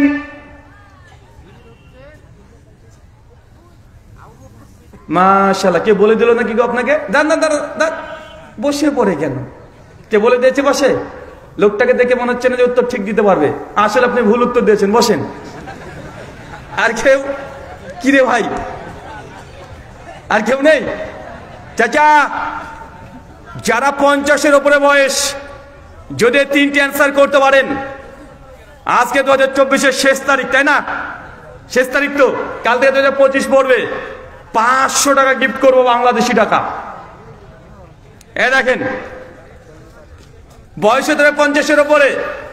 5 থেকে, বা যারা জানে আমার পরামর্শকে দিয়ে দিন না, জানো যে অর্ধেক নিয়ে নেবো 250 করে। মানে বাঙালি তো আমরা সব জায়গাতে গিয়ে এই যে 500 টাকা, 1, 2, 3, 4, 5, 50-এর উপরে যদি বয়স হয় 500 টাকা দেবো। 3 জন ব্যক্তির নাম বলতে হবে, একজনকেই। পারবেন? চান্স একখানা, হয়ে যাক ভাই। আমি কিন্তু আলোচনাতে প্রশ্ন উত্তর করি, মানে আমি শুধু প্রশ্ন উত্তর দেবো না, আপনাদেরকে দেওয়াবো। আর আমি প্রশ্ন উত্তর দিলে তো আপনারা কিছু দেবেন না, কিন্তু আমি দেবো। এখন মিডিয়ারা আছে, জিজ্ঞাসা করেন, এরা অনেক জায়গায় আমাদের সঙ্গে যায়। অ্যান্সার করলে 500 টাকা পাবেন। তা আলোচনা গুরুত্ব দিয়ে শুনতে হবে। চাচা কি প্রশ্ন করছি বলেন তো? 3 জন ব্যক্তি জান্নাতে ঘর পেয়ে গেছে অলরেডি, আগে থেকে। কে বললো? ফাতেমা। 500 টাকা গিয়েছে মনে হয় আমার এবার। আরে ভাই কি রে, কেউ নাই? আচ্ছা এইখান থেকে প্রথমে একজন হাত তুলেছিল, কে গো? আপনি না? এই সাইড থেকে কে একজন? না আপনি না। কি রে? আচ্ছা কে পারবেন একবার হাত তোলেন তো দেখি, আরেকবার চেহারাগুলো। তুমি মিডিয়ার লোক নাকি গো? মিডিয়ার লোক না? 1, 2, আর কে পারবে? কে এই যারা দাঁড়িয়ে আছে, কি রে ভাই, তোমরা পারবা না? ওরা তো দূরে কেন? 1 জন 2 জন। তুমি দাঁড়াও তো, সবচেয়ে বড় ছোট। ওয়ালাইকুম আসসালাম। আচ্ছা আগে শোনো, তুমি কি প্রশ্ন উত্তর এর আগে শুনেছো? মাদ্রাসার ছাত্র, মানে এর আগে আমি কোনো জায়গায় প্রশ্ন করেছি শুনেনি তো? মাশাআল্লাহ। বলো, 500 টাকা গিয়েছে মনে হয় আমার এবার। কিন্তু বয়স তো বলেছি 50। তোমার বয়স কত? হ্যাঁ 15। বিয়ে করেছো? বিয়ে করেনি, বয়স 50 না। উত্তর দিলে দেওয়া যাবে? হ্যাঁ আরে আমার অফার তো ছিল 50, এ তো মাদ্রাসায় পড়ে, এ তো উত্তর দিতেই পারবে না? দেবো না চাচা?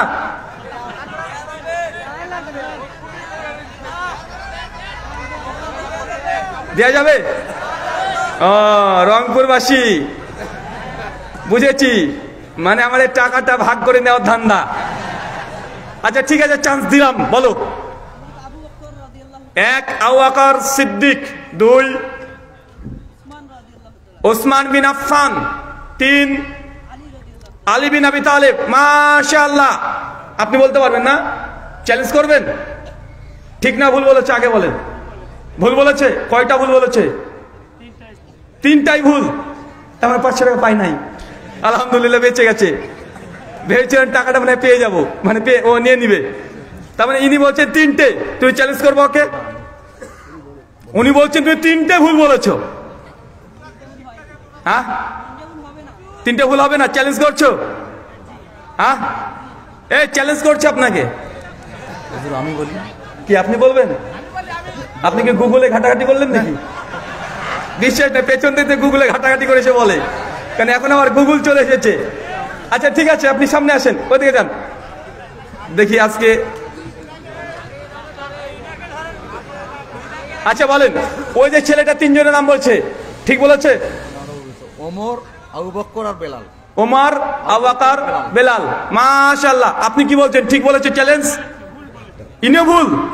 আপনি একাই সব জানতা? সবাই ভুল বলছে, আপনি একাই জানেন? তুমি বলবে? আচ্ছা বলো দেখি। 1 ওসমান বিন আফফান, 2 আবু বকর সিদ্দিক, ওমর ইবনুল খাত্তাব। চ্যালেঞ্জ? তুই চ্যালেঞ্জ করবা? চ্যালেঞ্জ করবা? কত টাকা চ্যালেঞ্জ? 1000 টাকা চ্যালেঞ্জ। আপনি? মানে আচ্ছা বলেন এবার কি করা যায়? তার মানে আমার টাকাটা পকেটে ঢোকাই, আমি বেঁচে গেছি বাপ, আমারটা বেঁচে গেছি। উনি বলছেন 1000 টাকা চ্যালেঞ্জ, ইনি বলছেন 1500 টাকা চ্যালেঞ্জ। আচ্ছা আর একজন কে এসেছিল? এই তুই চলে আসো দেখি, চলে আসো সামনে দেখি। উনি 1500, বাচ্চা ছেলে গো। 1000 না 1000, আপনি 1500। উনি বলছে 1500 টাকায় নিবো আমি। না না, এটা তো হবে না ভাই। আমি আমার চাইতে বড় কাস্টমার নিয়ে এসে দিয়েছি আপনাকে, অন্তত ভাগ আমাকে দেওয়ার দরকার, না তো আমারটাও নিবে রে ভাই। আচ্ছা আর কে চ্যালেঞ্জ করবে? কে চ্যালেঞ্জ করবে? এই 3 জন। এই তুমি চ্যালেঞ্জ করবে নাকি? না তুমি তো অ্যান্সার করছো, চ্যালেঞ্জ করবে 2 জনকে, নাহলে বসে পড়ো। হ্যাঁ করবে, চ্যালেঞ্জ করবা? কত টাকা? ও টাকা নাই, মিসকিন, এমনি বউ নাই, টাকাও নাই। তোমার বয়স কত? বিয়ে করেছো? ইয়ে তো গরিব, যার বিয়ে হয়নি সে গরিব, তাই না? আচ্ছা বলেন, অ্যান্সার বলেন আপনি। খাদিজা রাদিয়াল্লাহু তাআলা আনহা 1, ওমর ইবনুল খাত্তাব 2, বেলাল বিন রবাহ 3। মাশাআল্লাহ। আচ্ছা শ্রোতা এবার আপনারা বলেন, হয় নাই? আপনি চ্যালেঞ্জ? উনি চ্যালেঞ্জ করছে বললেন। শেখ এখন বলেন কি করা যায়? আপনিও দাঁড়ান দেখি। উনি 3 জনের নাম আর ইনি বলেছেন 3 জনের নাম, আপনি 2 জনকে চ্যালেঞ্জ। কত টাকা চ্যালেঞ্জ? উনি ভয়ে গেছেন, যদি আবার উনারটা যদি হয়ে যায় ভুল। আচ্ছা আপনি কি আমার এর আগে এই প্রশ্ন শুনেছিলেন কোন জায়গায়? ওই দেখেন টুকলি, মানে আমি এই প্রশ্ন অনুযায়ী করেছি, উনি শুনেছেন, পারছেন না এখনো? মানে 2 জনের মনে আছে, আর একজনের পেটে আসছে, মুখে আসছে না, মানে পেটেও আসছে না। তাহলে পেটে যদি আসতো, মুখে যদি না আসতো, তো পেটে কিল ঘুষি মেরে উপরে তুলতাম। তার মানে আপনি মানে বলছেন ভুল, কিন্তু উনি সঠিকটা বলতে পারবেন না, তাই তো? মানে আপনাকে কনফিউজ করে দিয়েছে। হাদিসে পড়েছেন? কি কি বলেছেন বলেন তার একবার। খাদিজা 1, ওমর 2, বেলাল বিন রবাহ 3। তুমি বলবে? টাকা পয়সা আছে? ধার নাও কার কাছ থেকে? আচ্ছা ঠিক আছে, ছেড়ে দেন, বলে দিই আমি। তোমরা দুজন যা করবা করবা ভাই, আমি 500 টাকা এখন আসবেন, টাকা নিয়ে আসতে হবে, হাড্ডাহাড্ডি লড়াই চলছে। আপনার উত্তরও ভুল, আপনার উত্তরও ভুল, তোমারটাও ভুল। তুমি বলো, তুমি তো টাকা পাবে না, কারণ তুমি টাকা ধরছ না। বলো। খাদিজা, আসিয়া, ওমর, খাদিজা, 3 জন। আসিয়া, ওমর, খাদিজা। তুমি কোথায় ছিল ভাই এতক্ষণ? না না, স্টেজ থেকে সুযোগ নেই, দেখিনি না। না, হয়ে গেছে, কেস ইজ ক্লোজড। হ্যাঁ, শেষ বেলাতে ধরবো নাকি? পেছন থেকে বারবার হচ্ছে আমাকে একটু সুযোগ দেন, ধরবো। আচ্ছা ওঠেন তো, বলেন। যে মিথ্যা পরিহার করে, যে কলহ পরিহার করে, যার চরিত্র সুন্দর করে। কি হয়েছে এগুলো? এগুলো হচ্ছে জান্নাতে ঘর পাবে। ঘর পার আমল এগুলো, আমি তো এই প্রশ্ন করিনি, আমি প্রশ্ন করেছি ঘর পেয়ে গেছে অলরেডি। আচ্ছা বসেন, শুকরান। আচ্ছা আলহামদুলিল্লাহ, আপনাদের অ্যাটেনশন নেওয়ার জন্যই এই প্রশ্ন উত্তরের মাধ্যমে আপনাদের কাছে যেন আপনারা জিন্দগিটা না হলেন, এই জন্য তো মাথাতে ব্রেনে প্রেশার ক্রিয়েট করালাম। অ্যান্সার মোটামুটি সবাই দিয়ে দিয়েছেন। সবাই বসেন, সবাই বসে পারেন। আলহামদুলিল্লাহ 3 জন। উনি শেষে যিনি বলেছেন উনার উত্তরটা 100%। আপনি বেলাল বিন রবাহ নামটা ভুল বলেছেন। বেলাল বিন রবাহ জান্নাতে ঘর পাবে এই রেওয়াত নেই। আছে কি? জান্নাতে আল্লাহ নবী যখন মিরাজে গিয়েছিলেন, বেলালের পায়ের আওয়াজ শুনতে পেয়েছে। তো পায়ের আওয়াজ শোনা মানে আগে থেকে ঘর পেয়ে গেছে, ব্যাপারটা এমন নয়। যেন ফাতেমা রাদিয়াল্লাহু আনহা, তিনি জান্নাতের নারীদের সর্দার। আবু বকর সিদ্দিক, তিনি বৃদ্ধদের সর্দার। সমস্ত সাহাবী জান্নাতে যাবে। বদরে 313 জন সাহাবী জান্নাতে যাবে, কিন্তু খাস কিছু কিছু সাহাবীর বৈশিষ্ট্য আছে। কথা বুঝতে পারলেন? 3 জন। আপনি উত্তর ঠিক বলেছেন, কিন্তু আপনি কিছু পাবেন না রে ভাই, কেন আপনাকে চ্যালেঞ্জ করেননি, আপনি ভয় পেয়েছেন না। আপনার শেষে চান্স তো দিয়েছি, কিন্তু আপনি কাউকে চ্যালেঞ্জ করেননি। আলহামদুলিল্লাহ, আমারটাও বেঁচে গেছে। এখন উনারা 2 জন ফেসে গেছে, ওনারা কি করবে ওনাদের ব্যাপার, আমরা সমাধান আর দিচ্ছি না। আচ্ছা, উনি কিন্তু 3টের নাম বলে দিয়েছে, বলেছে না? কে এখন বলতে পারবেন? লাস্ট চান্স, উনি কিন্তু ঠিক বলে দিয়েছে। তুমি বলবে? বাচ্চারে ওঠো দেখি, আজকে কিছু না হলে 3টে দিশ মুখস্থ করে ছাড়বো। বলো। আসিয়া, ওমর, ফাতিমা রাদিয়াল্লাহু আনহা। মাশাআল্লাহ, বসো।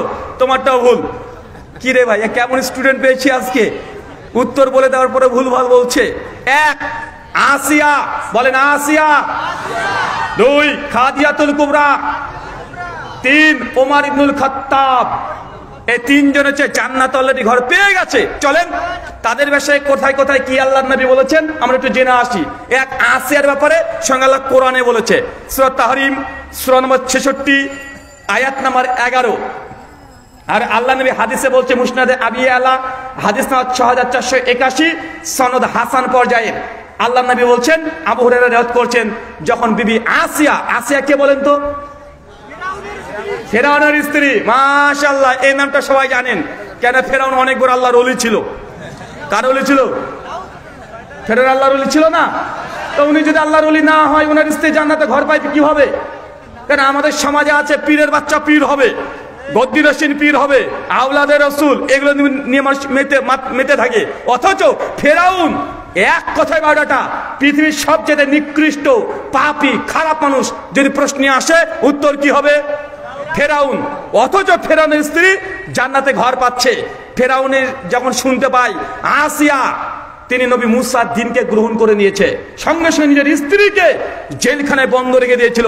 প্রতিদিন সকালবেলায় রাত্রিবেলায় 100-200 করে বেত্রাঘাত দিয়ে তাকে আঘাত করা হতো। আর সব সময় আসিয়া বলতো, আল্লাহ এই দুনিয়াতে ফেরাউনের রাজপ্রাসাদের দরকার নেই, আল্লাহ তোমার কাছে জান্নাতে একটা ঘর দাবি করছি, আমার জন্য জান্নাতে একটা ঘর দিও। আল্লাহ নবীর উপরে কোরআন মাজিদ সূরা তাহরিমের 11 নম্বর আয়াত আসছে যে সেই দিন আল্লাহ আসিয়ার দোয়াকে কবুল করে নিয়েছে। আসিয়া মৃত্যুর আগে সে জান্নাতে কোন ঘর পাবে এক ঝলক দেখে দেওয়া হয়েছে। মুসনাদ আবি আলা হাদিস 6481-তে হাসান সাহেবের বর্ণনা আছে। তার মানে বুঝতে পারলাম আসিয়া জান্নাতে ঘর পাবে। কারণ কি? আসিয়া ধৈর্য, তার সবর এত উঁচু মানের যে ফেরাউনের মতো ব্যক্তির সঙ্গে সে সংসার করেছে। অথচ আমাদের মায়েদেরকে দেখেন, আমাদের বোনদেরকে দেখেন, একটু যদি স্বামীর সঙ্গে 19-20 হয়ে যায় ডাইরেক্ট মুখের উপরে তর্ক করতে শুরু করে দেয়, আছে না নাই? 19-20 হলেই স্বামীকে বলছে, আরে আমি বলে তোমার মতো ব্যক্তির সঙ্গে সংসার করে গেলাম, অন্য কেউ যদি হতো জিন্দেগিতে তোমার সঙ্গে সংসার করতো না। বলে কি বলে না? আচ্ছা, আমি বলেই তোমার সঙ্গে সংসার করলাম, অন্য কোনো মেয়ে হলে জীবনের সংসার করতে পারতো না। যখন এই কথা বলবে না, তখন একবার বলবেন চান্স নিয়ে দেখো, বুঝতে পারলেন না? চান্স নিয়ে দেখো যে আমি বলে পারলাম, অন্য কেউ পারবে না, একটা চান্স দাও তাহলে দেখি, তাহলে বুঝতে পারবে। জান্নাতে আরেকজন রমণী, আরেকজন নারী জান্নাতে ঘর পেয়েছে হাদিস নেই, তবে জান্নাতে আল্লাহ নবী তাকে ঘুরে বেড়াতে দেখেছে। আমরা হুজুররা তো অনেক আলোচনা করি যে আল্লাহ যখন মেরাজে গেলেন তখন জাহান্নামে দেখছে নারী আর নারী, পুরো জাহান্নাম নারী দিয়ে পূর্ণ। অথচ জান্নাতে প্রথম ঘর পাচ্ছে নারী। আমার নবী মেরাজে গিয়ে জান্নাতে একজন নারীকে দেখে এসেছে, সে ঘোরাঘুরি করছে। তার নাম কি বলেন?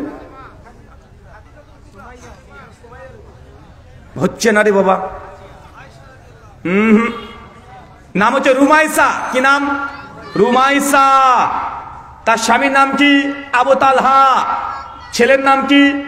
আনাস বিন মালিক। মনে থাকবে? রুমাইসা। সে মুসলিম 1728 নম্বর হাদিস। আল্লাহ নবী বলছেন, যখন মেরাজে গেলাম দেখছি জান্নাতে একটা ঘরের সামনে দিয়ে রুমাইসা হেঁটে বেড়াচ্ছে। কেন হেঁটে বেড়াচ্ছে? কারণ বিভিন্ন হাদিসে মজুদ আছে। একটা ছোট্ট কারণ বলি, যে রুমাইসা কি এমন আমল করেছিল যে জান্নাতে নবী আগে থেকে দেখে এসেছে, উনি মারাই যাননি, অথচ জান্নাতে ঘুরে বেড়াচ্ছে। আল্লাহ নবী বলছেন, সাহাবীরা রিওয়ায়াত করছেন যে আবু তালহা কে আল্লাহ নবী একদিন বলছে, আবু তালহা জিহাদে যেতে হবে, 1.5 মাসের জন্য জিহাদে চলে যেতে হবে। আবু তালহা আল্লাহ নবীর এই কথা শুনে উনি প্রস্তুতি নিয়ে নিয়েছেন। অথচ আবু তালহার সন্তান অসুস্থ, কিন্তু আবু তালহা আল্লাহ নবীর ডাক শুনে উনি জিহাদে বেরিয়ে চলে গেছেন। 1.5 মাস পর প্রায় আবু তালহা বাড়িতে ফিরছেন। সবাই জানাজানি হয়ে গেছে যে জিহাদে যে কাফেরা গিয়েছিল আজকে আবার আসছে। আর যেই দিন আবু তালহা আসছে ওই দিন তার নিজের কলিজার টুকরা সন্তান মারা গেছে। আর আবু তালহার স্ত্রী সঙ্গে সঙ্গে যখন শুনেছে আজকে স্বামী আসবে, অথচ সন্তান মারা গেছে, 1.5 মাস পর স্বামী আসছে। রুমাইসা তখন গোটা গ্রামবাসীর কাছে ঘরে ঘরে গিয়েছে, শোনো আমার সন্তান যে মারা গিয়েছে তোমরা কেউ আমার স্বামীকে জানাবে না। অনেকদিন পর আসছে, তার অনেক স্বপ্ন।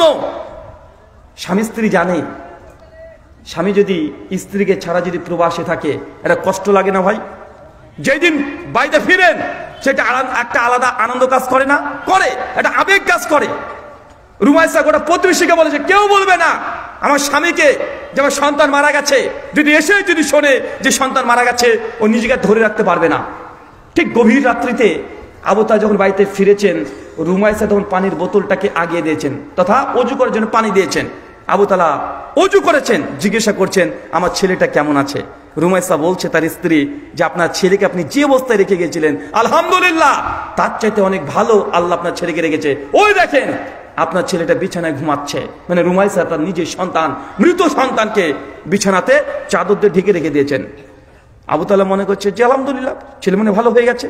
তাই স্ত্রী বলছে যে আপনি যে অবস্থায় রেখে গিয়েছিলেন তার চাইতে অনেক ভালো আছে।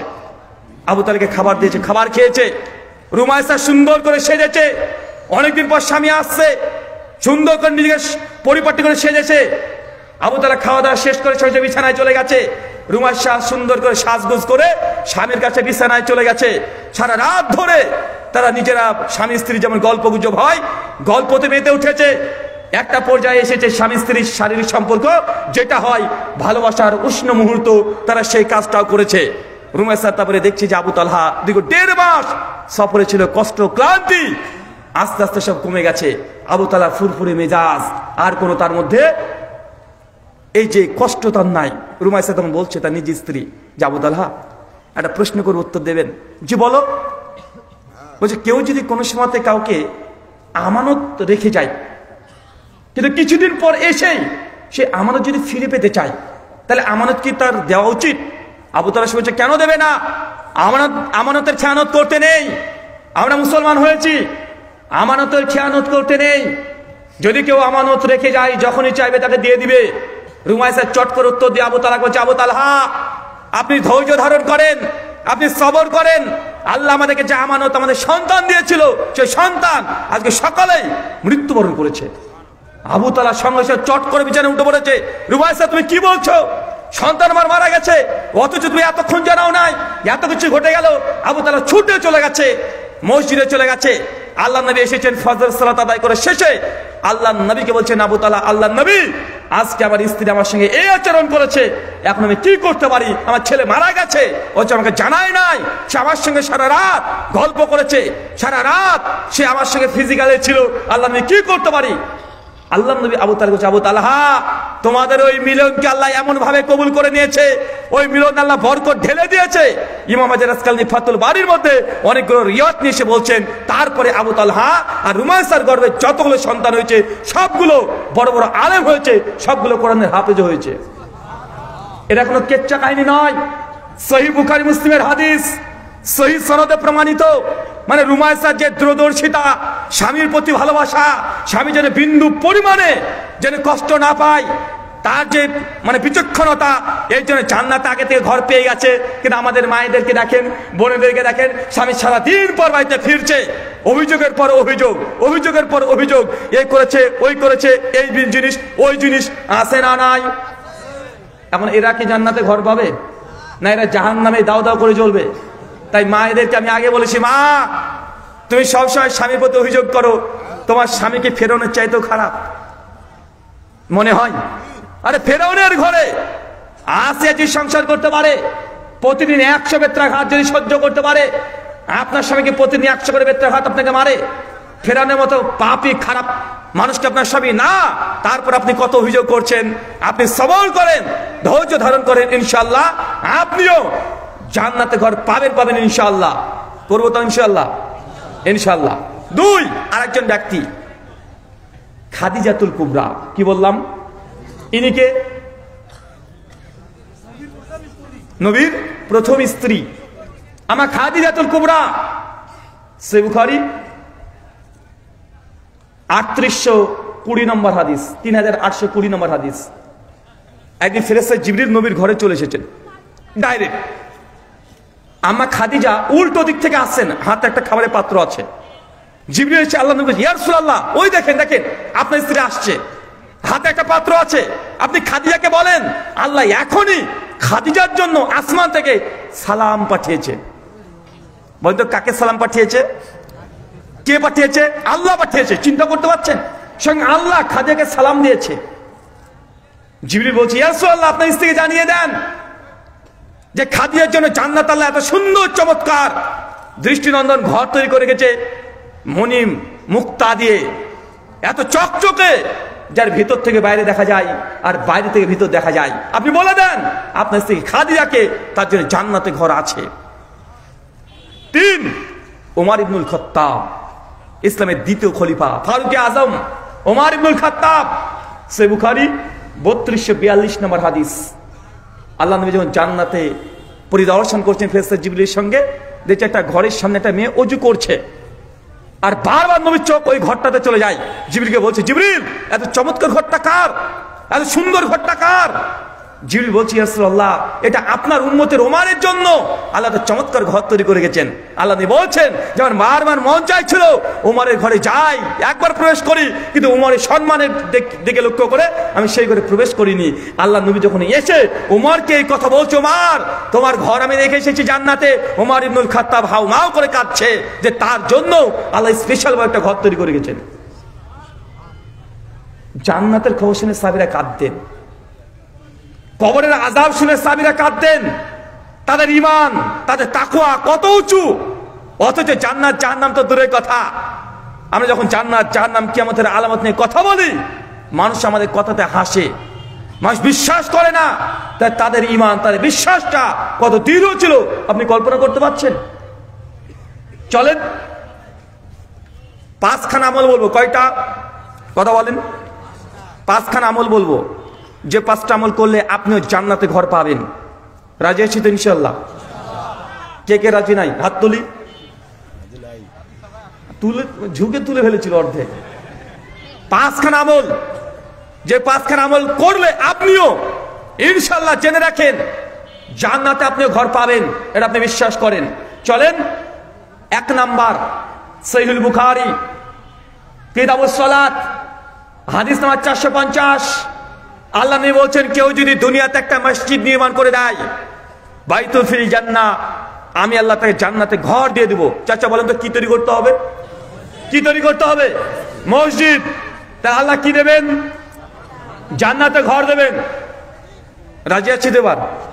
না হুজুর, এটা করা যাবে না। একটা মসজিদ মানে অনেক টাকার ব্যাপার, আর আমরা তো মুসলমান, হুজুর ইসলামের জন্য জান দেবো, কিন্তু এখন 1000 টাকা চান না, ওটা বের হবে না। বের হবে? জান দেবো কিন্তু মাল দেবো না। আচ্ছা কে কে জান্নাতে ঘর চাই একটু হাত তুলি তো। মাশাআল্লাহ, অনেকে তো আছে। আল্লাহ তুমি কবুল করো, আমিন। আচ্ছা 2 হাত পকেটে পরে নেবার, পকেটে পড়েন। আরে ভাই পকেটে পড়েন। আপনাদের কমিটির কারা আছে? কমিটির কে আছে রে ভাই? ছেলেরা নাই? আছে তো? ছেলেরা যারা আছো চাদর টাদর নিয়ে একবার ঢোকেন তো ভাই। আমি টাকা পয়সা জীবনে তুলি নাই। আরে হাদিসগুলো যদি দান সদকার হাদিস বলি, সাধারণ জনতা মনে করে হুজুর ভাই টাকা তুলতে শুরু করলো, চলো ভাই যাই। আর মেয়েরা বলে বুবু চল, আর বক্তব্য হবে না, এখন টাকা তুলবে। ভাই আমি টাকা তুলতে পারিও না, আমাকে বলেও নিয়ে নারা। শুধু মসজিদ উদ্দেশ্য, কবরস্থান উদ্দেশ্য। শুধুমাত্র আপনি যদি চান আজকের এই আলোচনায় আপনি আমল করতে শুরু করে দেন। কেউ যদি দুনিয়াতে একটা মসজিদ নির্মাণ করে, বাইতুল ফিল জান্নাহ, জান্নাত আপনি নিশ্চিত জেনে ঘর পাবেন। অনেকের মনে হতে পারে হুজুর 1 তলা মসজিদ তৈরি করতে হবে, টাইলস দিয়ে মসজিদ তৈরি করতে হবে। আমি বলেছি না, আল্লাহ নবীর জামানাতে টাইলস দিয়ে কোনো মসজিদ ছিল না। নবীর জামানাতে তো ছিল খেজুরের গাছ দিয়ে, পাতা দিয়ে, এগুলো দিয়ে মসজিদ ছিল। ওই কোয়ালিটির মসজিদ করলেও ইনশাআল্লাহ জান্নাতে ঘর পাবেন। পাবেন কি পাবেন না? কথা বলেন। পাবেন। দলিল সুনান ইবনে মাজাহ হাদিস নাম্বার 738। আল্লাহ নবী বলছেন কেউ যদি দুনিয়াতে পায়রার ঢোপের সমান, পায়রার ডিমের সমানও মসজিদ নির্মাণ করে দেয়, বাইতুল ফিল জান্নাহ, আমি আল্লাহ তাকেও জান্নাতে ঘর দিয়ে দেবো। এখন বলেন তো পায়রার ঢোপের সমান মসজিদ তৈরি হয়? পায়রার ডিমের সমান মসজিদ তৈরি হয়? তা তো হয় না। ইমাম আজকারি ফাতুল বারীর মধ্যে এই হাদিসটাকে নিয়ে এসেছে শেখ সালেহ আল উসাইমিন রাহিমাহুল্লাহ, তিনিও একই মন্তব্য করেছেন যে পায়রার ঢোপের সমান বা ডিমের সমান বলতে উদ্দেশ্য কি? তার উদ্দেশ্য এই, কেউ যদি মসজিদের জন্য নিয়াত আছে যে দুনিয়াতে মসজিদ তৈরি করবো, কিন্তু তার অর্থ সম্পত্তি সেই মাপের নেই, কিন্তু মসজিদের জন্য ও সর্বদা দান করতো। 1 টাকা হোক 100 টাকা হোক দান করতো। আল্লাহ তার নিয়াতের জন্য তাকে জান্নাতে ঘর দেবেন ইনশাআল্লাহ। পারবো তো ইনশাআল্লাহ? যে তাও নাও পারেন, আপনাকে একটা টার্গেট দিয়ে যায়, এলাকাতে যদি কোনো মসজিদ তৈরি হয়, একটা ইঞ্জিনিয়ারের কাছে যাবেন। ইঞ্জিনিয়ার বোঝেন তো, যিনি মসজিদকে ফাউন্ডেশন তৈরি করে, তার কাছে যান, গিয়ে বলেন স্যার একটা মানুষের নামাজ পড়ার জন্য কত ফিট জায়গা লাগে? একটা জায়নামাজের জায়গা হচ্ছে 2 ফিট বাই 4 ফিট। কত ফিট? 2 ফিট বাই 4 ফিট, মানে একটা মানুষের নামাজ পড়ার জায়গা লাগে। তাকে গিয়ে বলেন ইঞ্জিনিয়ারকে যে স্যার এই 2 ফিট বাই 4 ফিট একটা মসজিদ তৈরি করতে কত টাকা খরচ লাগবে? বালি, সিমেন্ট, রড, জায়গা, প্লাস্টার, রং, সমস্ত কিছু তৈরি করতে কত টাকা খরচ লাগবে?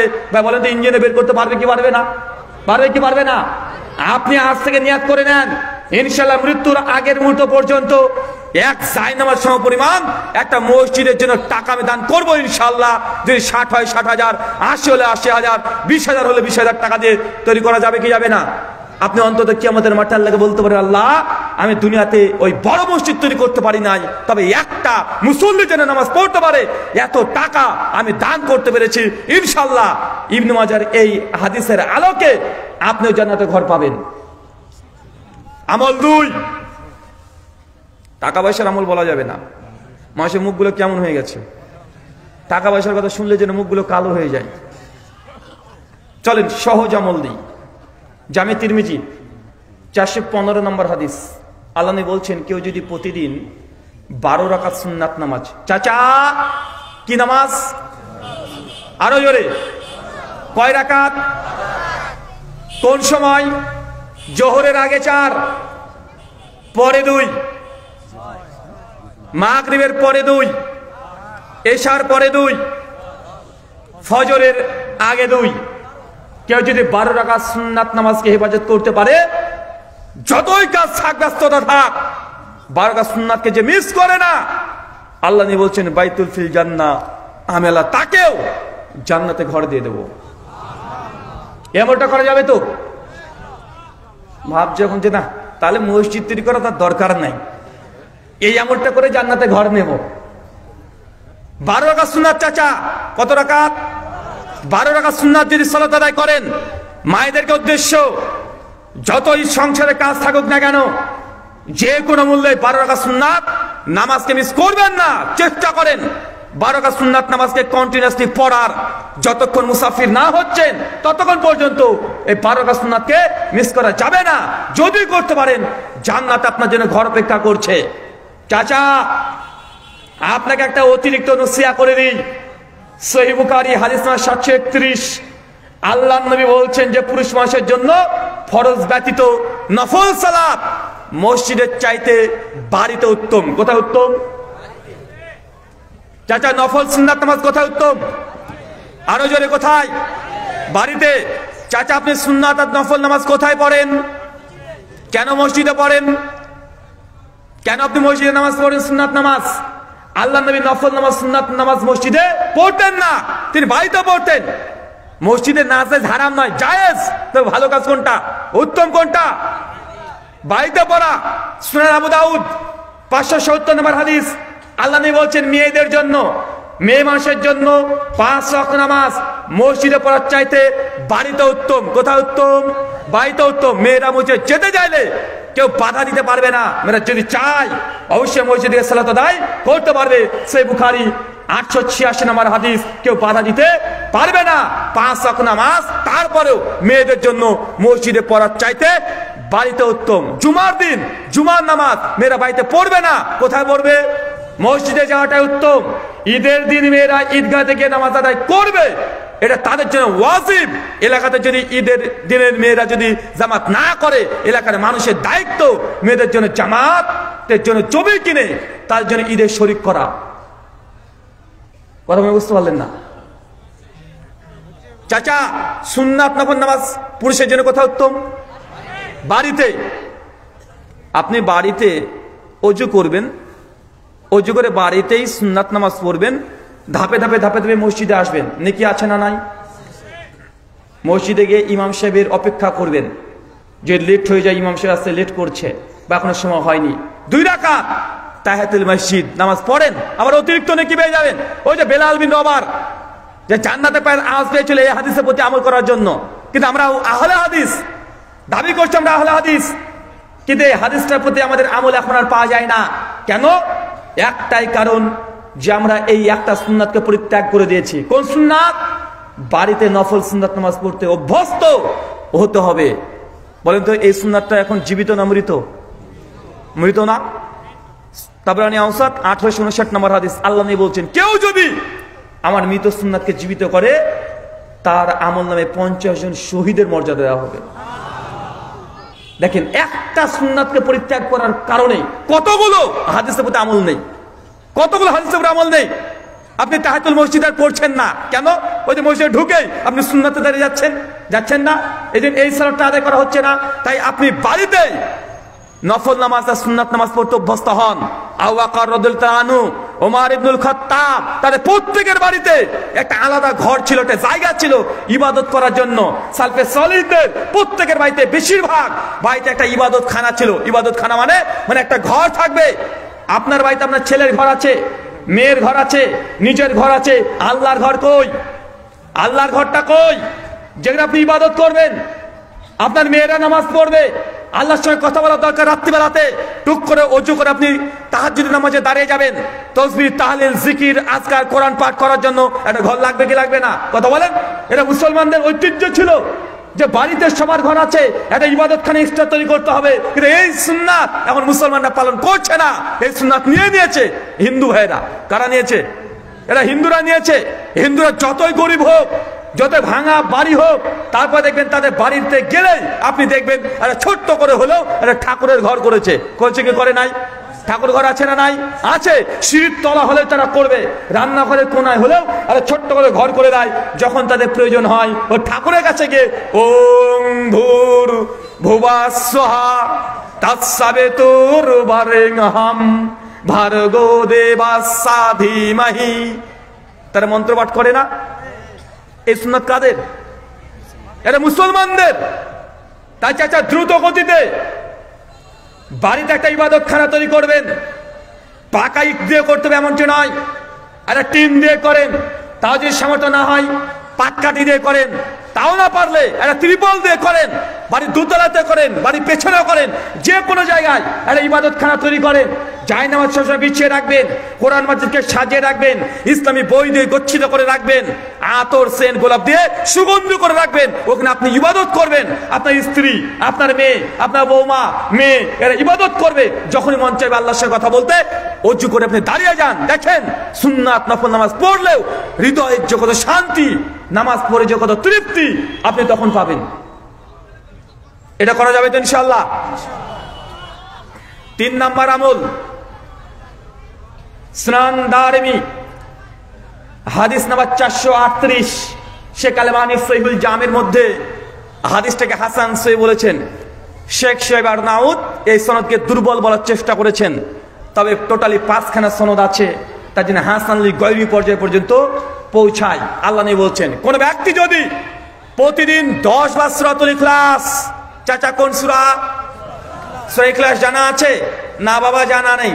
আমি তো মাওলানা লাইনে পড়িনি, তাই আমি জানিও না। চাচা আপনি জানেন, তবে নাম জানেন না। সূরা ইখলাস কোন সূরা? কুল হুয়াল্লাহু আহাদ, বলো তিনি আল্লাহ এক এবং অদ্বিতীয়। আল্লাহুস সামাদ, তিনি আল্লাহ কারো মুখাপেক্ষী নন। লাম ইয়ালিদ ওয়া লাম ইউলাদ, তিনি আল্লাহ কাউকে জন্ম দেন নাই, তিনিও কারো কাছে জন্ম নেন নাই। ওয়া লাম ইয়াকুল লাহু কুফুয়ান আহাদ, আল্লাহর সমকক্ষ সাদৃশ্য কোনো কিছুই নেই। এটাকে বলে সূরা ইখলাস। চাচা কি বলা হয় এটাকে? সূরা ইখলাস। মানে আপনি যেটাকে সূরা কুল নামে জানেন, ওটা সূরাতুল ইখলাস। কেউ যদি 10 বার পাঠ করে, কয়বার? 10 বার। কি পাবেন?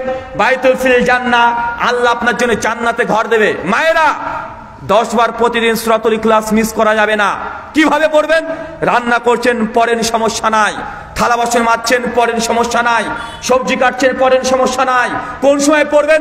কোনো সময় নেই। 24 ঘন্টার মধ্যে যে কোনো সময় 10 বার সূরাতুল ইখলাস যদি পাঠ করতে পারেন, এই আমল যদি থাকে, বাইতুল ফিল জান্নাহ। হুজুর আমরা যদি ঋতুস্রাব অবস্থায় থাকি, হায়েস অবস্থায় থাকি, মেন্স পিরিয়ড অবস্থায় থাকি, সেই সময় কি পড়া যাবে? জি পড়া যাবে। সেই সময় তো কোরআনের আয়াত যেগুলো মুখস্থ আছে সেগুলো আপনি পড়তে পারবেন, তবে কোরআন মাজিদকে স্পর্শ করতে পারবেন না। কি বললাম? কথা বলেন। যখন আপনার গোসল ফরজ অবস্থায় আছেন, সেই সময় তো কোরআন মাজিদকে টাচ করতে পারবেন না, হজের জন্য তাওয়াফ করতে পারবেন না, নামাজ পড়তে পারবেন না। তবে কোরআনের আয়াত যদি মুখস্থ থাকে, দোয়া, দুরূদ, জিকির, আজকার যদি মুখস্থ থাকে, জিহ্বা নড়ে নড়ে পড়তে পারবেন। গোসল ফরজ অবস্থায় থাকলেও এটা পড়াটা না যায়, হারাম নয়। তাই মেয়েরা ওরা ঋতুস্রাব অবস্থায় থাকলেও সূরা ইখলাস 10 বার মিস করা যাবে না। যদি পড়তে পারেন কি পাবেন বলেন তো? অনেকে যুবকরা আছে, এই আমলটা করা যায়, 12 রাকাত সুন্নাত পড়া যাবে না, আর মসজিদে তৈরি করে দেওয়া যাবে না। 10 বার সূরা ইখলাস তো এখনই পড়ি, কুল হুয়াল্লাহু আহাদ আল্লাহুস সামাদ লাম ইয়ালিদ ওয়া লাম ইউলাদ ওয়া লাম ইয়াকুল লাহু কুফুয়ান আহাদ, আর মনে মনে ভাবছে 7 বার হয়ে গেল, মানে জান্নাতে ঘর ধারি পর্যন্ত হয়ে গেছে। ও ভাবছে আজকে একবারে পড়েই জান্নাতে ঘর তৈরি করে নিয়ে এই মসজিদ থেকে যাবে। ভাই একদিন পড়লে ধারে কি একটা ইটও পাবা না। এটা একটা আমল, খাস আমল, মৃত্যুর আগের দিন পর্যন্ত এই আমল করে যেতে হবে। কথাটা বুঝতে পারলেন? এটা আমলে খাস খুশুসি আমল। এই আমলটা ঝড় আসছে, মনে হলো যে আজ তো পড়িনি, পড়ে নিবেন। বাপ মারা গেছে, মাটি দিয়ে আসলেন, আজ তো আমার ইখলাস পড়া হয় নাই, ইখলাস সূরাটা পড়ে নিবেন। মানে এইভাবে এই সূরা ইখলাস মিস করা যাবে না। যদি এইভাবে তাওয়াতুর আমল যদি আপনার আমলনামায় থেকে যায়, ইনশাআল্লাহ জান্নাতে ঘর পাবেনই পাবেন। পড়া যাবেন ইনশাআল্লাহ। সূরা ইখলাসের এত মূল্য কেন জানেন? কারণ সূরা ইখলাস হচ্ছে আল্লাহর ডেফিনেশন। কি? আল্লাহর ডেফিনেশন। এই সূরা ইখলাস হচ্ছে আল্লাহ সুবহানাহু ওয়া তাআলা গোটা পরিচয় দেওয়া আছে। সূরা ইখলাস দিয়ে গোটা বিশ্বের যত ধর্মের ঈশ্বর আছে সবগুলোকে রিজেক্ট করা যায়। প্রথম, কুল হু আল্লাহু আহাদ, বলো তিনি আল্লাহ এক এবং অদ্বিতীয়। খ্রিস্টানরা বলছে না না, এক আল্লাহ কিছু করতে পারে নাকি? আল্লাহ হচ্ছে তিনজন, এক পিতা, পুত্র, পবিত্র আত্মা। বলে কি বলে না? মানে সূরা ইখলাস দিয়ে তাদের কনসেপ্ট বাতিল। আল্লাহুস সামাদ, আল্লাহ কারো মুখাপেক্ষী নন। লক্ষ্মী, দুর্গা, কালী, সরস্বতী, ভগবতী, রাম, কৃষ্ণ যেই বলেন না কেন তারা মুখাপেক্ষী কি মুখাপেক্ষী নয়? তারা মুখাপেক্ষী। লাম ইয়ালিদ ওয়া লাম ইউলাদ, যিনি আল্লাহ হবেন তিনি কখনো জন্মগ্রহণ করবেন না এবং তিনিও কাছে জন্ম নেন না। খ্রিস্টানরা জিসাসকে গড মনে করে বা সন অফ গড মনে করে, মানে তিনি জন্মগ্রহণ করেছেন। রাম, তার বাপের নাম হচ্ছে দশরথ, তিনিও জন্মগ্রহণ করেছেন। শ্রীকৃষ্ণ, তিনি দেবীকির ঘরে জন্মগ্রহণ করেছেন। পৃথিবীতে যত ঈশ্বর আছে তার জন্মগ্রহণ করেছে কি করে নাই? করেছে। তাই সূরা ইখলাস এমন একটা সূরা, ছোট্ট সূরা হলেও এই 4 আয়াতে আল্লাহর সম্পূর্ণ পরিচয় এর মধ্যে দেওয়া আছে। কয়টা আমল বলেছি? কয়টা বললাম? কটা আমলের কথা মানে বলার কথা বলেছি? 5টা। আর একটা দিয়ে দিই, 4 নাম্বার আমল। কোন ব্যক্তি যদি, আবার এই আমলটা যেটা বলবো এটা হালাল ছাড়া কেউ করতে চায় না। মুসনাদ আহমদ, হাদিস না 16103, সনদ সহি। আল্লাহ বলছেন তোমরা যখন কাতারে দাঁড়াবে, নামাজে দাঁড়াবে, কাদের সঙ্গে কাঁধ, পায়ের সঙ্গে পা লাগিয়ে দাঁড়াও। মাঝখানে ফাঁকাকে বন্ধ রাখো, কাতারকে একদম সোজা রাখবে। কেউ যদি কাতারকে জমাতবদ্ধ সীসা ঢালে পাঁচের মতো দাঁড়িয়ে যায়, আল্লাহ নবী বলছেন বাইতুল ফিল জান্নাহ, ওই ব্যক্তির জন্য জান্নাতে ঘর দেওয়া হবে। চাচা বলেন তো এই আমলটা সহজ না? কি করতে হবে? কাদের সঙ্গে কাঁধ, পায়ের সঙ্গে পা লাগিয়ে সোজা নিজ দায়িত্ব করে নিতে হবে। এইটা আমল যদি আপনার থাকে জান্নাতে ঘর পেয়ে যাবেন। অথচ আমাদের সমাজে দেখবেন যে আপনি যদি কাদের সঙ্গে কাঁধ, পায়ের সঙ্গে পা লাগাতে যান, পাশে যদি 4 বয়সের লোক থাকে আর আপনি ছোট মানুষ পায়ে লাগিয়ে দিয়েছেন, চট করে উঠে দাঁড়িয়ে বলে এই বিয়াদবের বাচ্চা, বিয়াদব, তোর বাপের চেয়ে তুমি বলে জানিস তুই পাতুল্লি মানে? বলে কি বলে না? বিশেষ করে আমাদের হানাফি ভাইরা এটাকে বেশি বলে। পায়ের সঙ্গে পা, কাদের সঙ্গে কাঁধ লাগানো ফজিলত, বাইতুল ফিল জান্নাহ, জান্নাতে ঘর পাবে। এই আমলটা আলহামদুলিল্লাহ আহলে হাদিস সমাজে আছে। এই আমলটা বন্ধ করা যাবে না। তবে হ্যাঁ, কোন হানাফি ভাই দাঁড়িয়েছে, কাদের সঙ্গে কাঁধ লাগিয়েছেন, পায়ের সঙ্গে পা দিচ্ছেন, সে সরিয়ে নিচ্ছে। একবার দিলেন, আরেকবার দিতে গেলেন, আবার সরিয়ে নিলেন। আপনার দিবেন না। কি করবেন না? দেবেন না। আপনার নিয়াত ছিল, আপনি চেষ্টা করেছেন, কেউ ইগনোর করেছে, ও পাবে না। এর আপনি নিয়াতের কারণে আপনি ইনশাআল্লাহ জান্নাতে ঘর পাবেন। কথা কি বুঝতে পারলেন? কয়টা আমল বলেছি? 4টে। আরেকটা আমল দেব, এই আমলটা কঠিন। সুনান আবু দাউদ 4800 নম্বর হাদিস। নবী বলছেন কোন এক পজিশন এসেছে যে সময় আপনি জানছেন যে আপনি হকের উপরে আছেন, মানে আপনি যে দাবি করেছেন আপনার পজিশন হকের উপরে, তারপরে যদি বিতর্ককে এড়িয়ে চলেন, তাহলে আল্লাহ নবী বলছে জান্নাতে আপনি ঘর পাবেন। কি পাবেন? মানে নিজেকে হক জানার পরে বিতর্ককে এড়িয়ে চলা।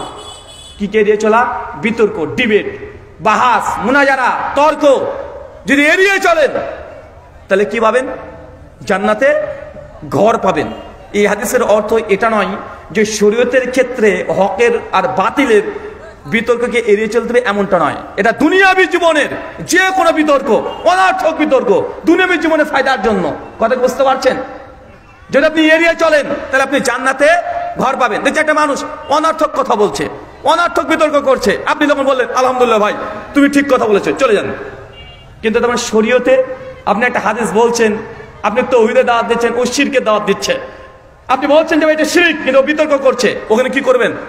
বিতর্ক কি ত্যাগ করবেন? না, ওখানে বুঝাতে হবে না ভাই সত্যিটা শিরক, এটা সত্যি বিদআত, এটা শরীয়তের ক্ষেত্রে নয়।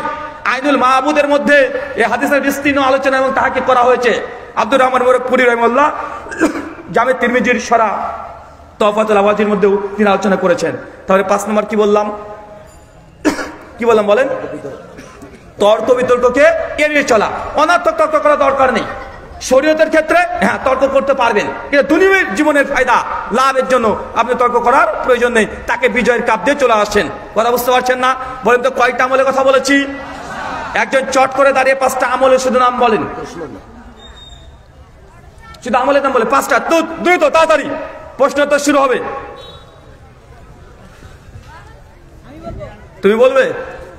তুমি মাদ্রাসায় পড়ে বললে জুমার খুতবা দাও নাকি? দাও না? একবার কিন্তু ভুল বলেছে, আরেকবার চান্স। আচ্ছা ঠিক আছে, বলো তো দেখি। এক মসজিদ নির্মাণ করা মায়েদের উদ্দেশ্যে। মায়েরা যদি কেউ কখনো কোনোদিন মসজিদের জন্য আসে, খালি হাতে ফেরত দেবেন না। 1 টাকা হলেও মসজিদে দিয়ে সহযোগিতা করেন, 1 টাকা হলেও দেওয়ার চেষ্টা করবেন, ইনশাল্লাহ জান্নাতে ঘর পাবেন। 2, 12 রাকাত সুন্নাত না, এটা বাড়িতে পড়তে হবে, খাস নয়, বাড়িতে পড়া উত্তম। তাই 12 রাকাত সুন্নাতকে কেউ যদি হেফাজত করে কি পাবেন? জান্নাতে ইনশাল্লাহ ঘর পাবেন। 12 রাকাত সুন্নাত। 3, এই আবার টুকলি দেয়, টুকলি চলবে না, বলতে পারবে। সূরা ইখলাস প্রতিদিন যে কোনো সময় 10 বার পাঠ করা। 4, তর্ক বিতর্ক পরিত্যাগ করা। মায়েরা, হ্যাঁ এটা মেয়েরা ফেল করবে, নিশ্চিত এরা ফেল করবে। এরা তো অনার্থক তর্ক করতে বেশি ভালোবাসে, মানে স্বামীর সঙ্গে এরা তর্ক করবে। তর্ক না করলে ও সারাদিন কাজ করতে পারবে না, এনার্জি পাবে না। এটা মেয়েদের স্বভাব না? তর্ককে পরিত্যাগ করা, বিতর্ককে পরিত্যাগ করা। 5, মাশাআল্লাহ, নামাজের সময় কাঁধের সঙ্গে কাঁধ, পায়ের সঙ্গে পা লাগিয়ে দাঁড়া, কাতারকে সোজা করা। জি, যারা নতুন বিয়ে করেছো বা করবা তোমাদেরকে বলি, স্ত্রীর সঙ্গে নামাজ পড়ছো তার মানে এই নয় যে কাঁধের সঙ্গে কাঁধ লাগিয়ে দেবা, তোমারই তো জিনিস। এই বলে কাঁধের সঙ্গে কাঁধ লাগিয়ে দেও না, পায়ের সঙ্গে পা লাগিয়ে দেও না। এটা পুরুষ মানুষ মসজিদে কাঁধের সঙ্গে কাঁধ, পায়ের সঙ্গে পা লাগিয়ে দেবে। নচেত ভাবছে যে হুজুর তো বলেছে কাঁধের সঙ্গে কাঁধ, পায়ের সঙ্গে পা লাগালে জান্নাতে ঘর পাওয়া যায়। বউকে বলছে আসো পাশে দাঁড়াও, কাঁধের সঙ্গে কাঁধ, পায়ের সঙ্গে পা লাগিয়ে নামাজ পড়ছে। না, স্ত্রী হলেও কাঁধের সঙ্গে কাঁধ, পায়ের সঙ্গে পা লাগানো যাবে না। মেয়েরা পুরুষ মানুষের পেছনে দাঁড়াবে। কথা বুঝতে পারছেন? হুজুর স্ত্রী হলো পেছনে দাঁড়াবে। শুকরান, মাশাআল্লাহ। এবার কিন্তু কোনো টাকা পয়সার কথা বলিনি, কিন্তু ভাবিও না যেন আবার যে প্রশ্ন করলে মানে হুজুর টাকা দেবে, যখন দিয়েছি তখন কেউ পারেনি। আলহামদুলিল্লাহ 5টা মনে থাকবে ইনশাআল্লাহ। গোটা আলোচনা ভুলে গেলেও এই 5টা আমল 22 পর্যন্ত যাবে তো, কারণ বাঙালি তো আমরা। আলোচনা আমরা যখন ওয়াজ মাহফিল হয় আমরা দেখি মানুষ ওয়াজ শুনেছে, যে ভারত থেকে বক্তা এসেছিল, বক্তব্য হয়েছে, কি যে হয়েছে জিজ্ঞেস করেন, এই হেপি বক্তব্য হয়েছে, কি হয়েছে, কি যে বললো ভুলে গেছে। ও বাড়িতে যেতে জিলেপি কিনে গেছে, বাড়িতে খেতে খেতে গেছে, ভুলে গেছে। মানে কিন্তু এই আলোচনা শেষ হয়ে গেলে ভালোই বক্তব্য দিল, এই কথা বলবে আর একটা সিগারেট ধরাবে আর টানবে, টানতে টানতে চলে যাবে, মানে ও ওয়াজ শুনে যাচ্ছে। এরকম বাঙালি আছে না নাই? 5খানা আমল আবার বলে দিই, সামারি। গোটা আলোচনা ভুলে যান, 5খানা সামারি নিয়ে বাড়িতে যান। 1, মসজিদ নির্মাণ করা। 2, বলেন সবাই বলেন, 12 রাকাত সুন্নাত নামাজ পড়া। 3, সূরা ইখলাস 10 বার। 4, কাঁধের সঙ্গে কাঁধ, পায়ের সঙ্গে পা লাগিয়ে জামাতবদ্ধ হওয়া। 5, তর্ক বিতর্ক থেকে বিরত থাকা।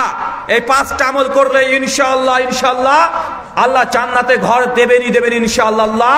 এই 5টা আমলের যে কোনো একটা আমল আমাদের জীবনে তুমি আমল করা তৌফিক দান করে, সকলে বলি আমিন।